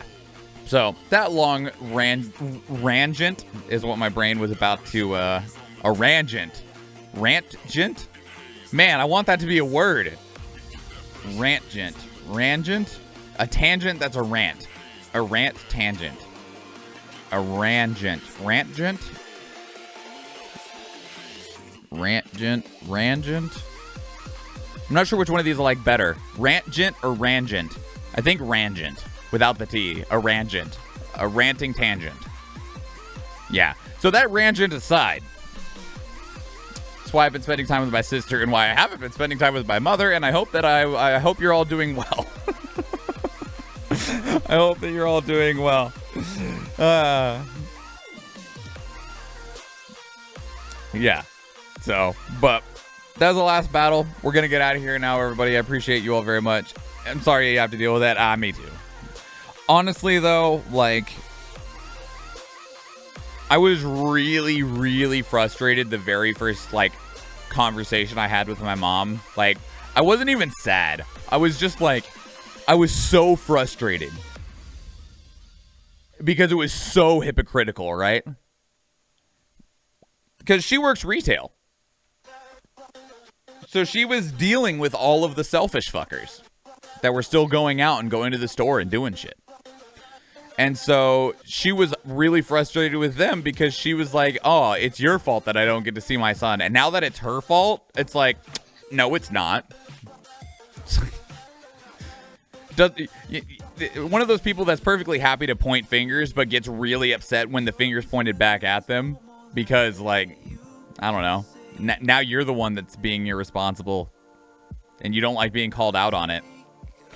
But yeah, it doesn't it bothers me the way she's treated. So Republican, yes, actually. Speaking of things that upset me about my mother doesn't pay attention to politics at all. Which, if you make that elective choice, that's fine, right? Like, that is part of the American dream, is that you can just live happily without a care in the world, and the government will handle itself and take care of all of the problems that exist for you.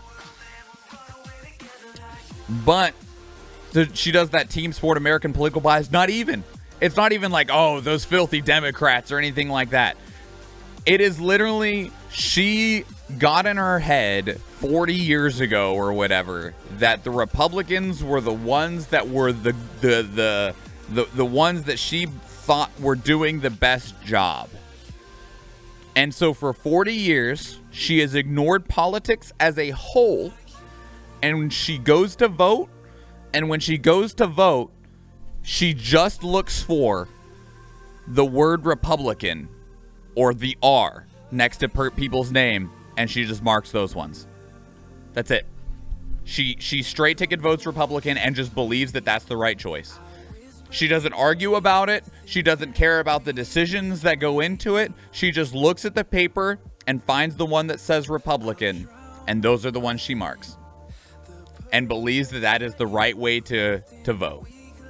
Like, she does, and she won't, and she'll even, like, when she finds out about, like, political, like, happenings, she'll be like, well, that's upsetting. Like, she, like, voted for Trump in 2016 because he was Republican, and then spent 4 years complaining about the shit that the Republicans were doing. Because, like, she'd be like, what's going on with this? I heard something about this at work. And I'd explain to her, and she's like, well, that's really messed up. And I'm like, Mom, these are the people you voted for! Rah! And then in 2020 again, Republican, because she just has it in her brain that that's just the correct thing. That'll lead to the correct path. I'm like, holy shit!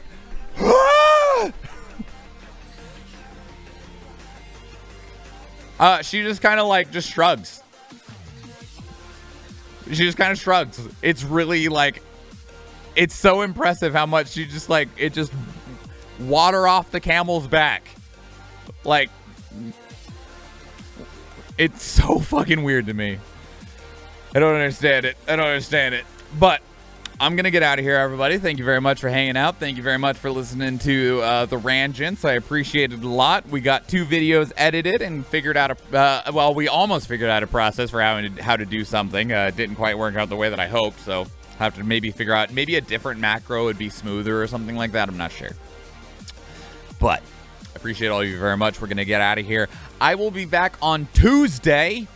Actually, there's one of the things that we need to talk about, which is the vote that's coming up. So we're going to have a bonus stream in a week on August 1st. We're going to be doing a bonus stream of a full playthrough of a video game from beginning to end in one stream. The vote is... You're funny, Eve. No. We're going to play all the way through and from a beginning to end of a video game, and you get to vote on what game we're playing on, and that vote is being held in Discord. We're voting between 4 different Metroidvania games, which are Shovel Knight, Treasure Trove, Shantae and the Pirate's Curse, Owlboy, and Ori and the Blind Forest, and we'll play all the way through that. But go vote on Discord.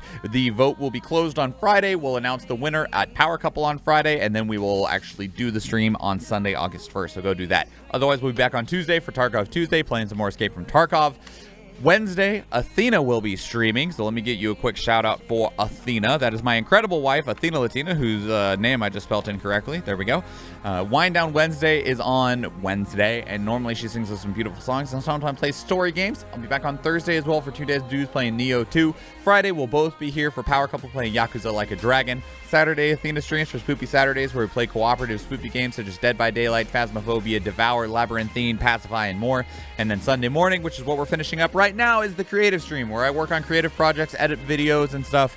And these conversations help me focus and help me actually get things done. And also helps me with live feedback and stuff like that. I appreciate it a lot. I actually am able to be productive since I have people engaging me while one half my brain focuses on work and the other half gets to play. Yeah. So, I'm going to get out of here, everybody. Thank you very much for being here. If you go check out the YouTube channel or if I see you in one of those live streams, thank you and enjoy. Peace out.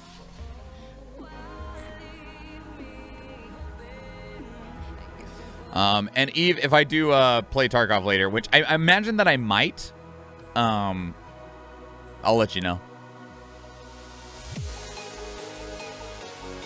Like, I might even be playing here very soon while I wait for my sister to come over. But after I turn off the stream and stuff, I'm gonna more properly like figure out what the plan and stuff is, what we're doing, and stuff. But yeah, but I will absolutely let you know. I'll send you a ping or something if we're gonna be playing some Tarkov.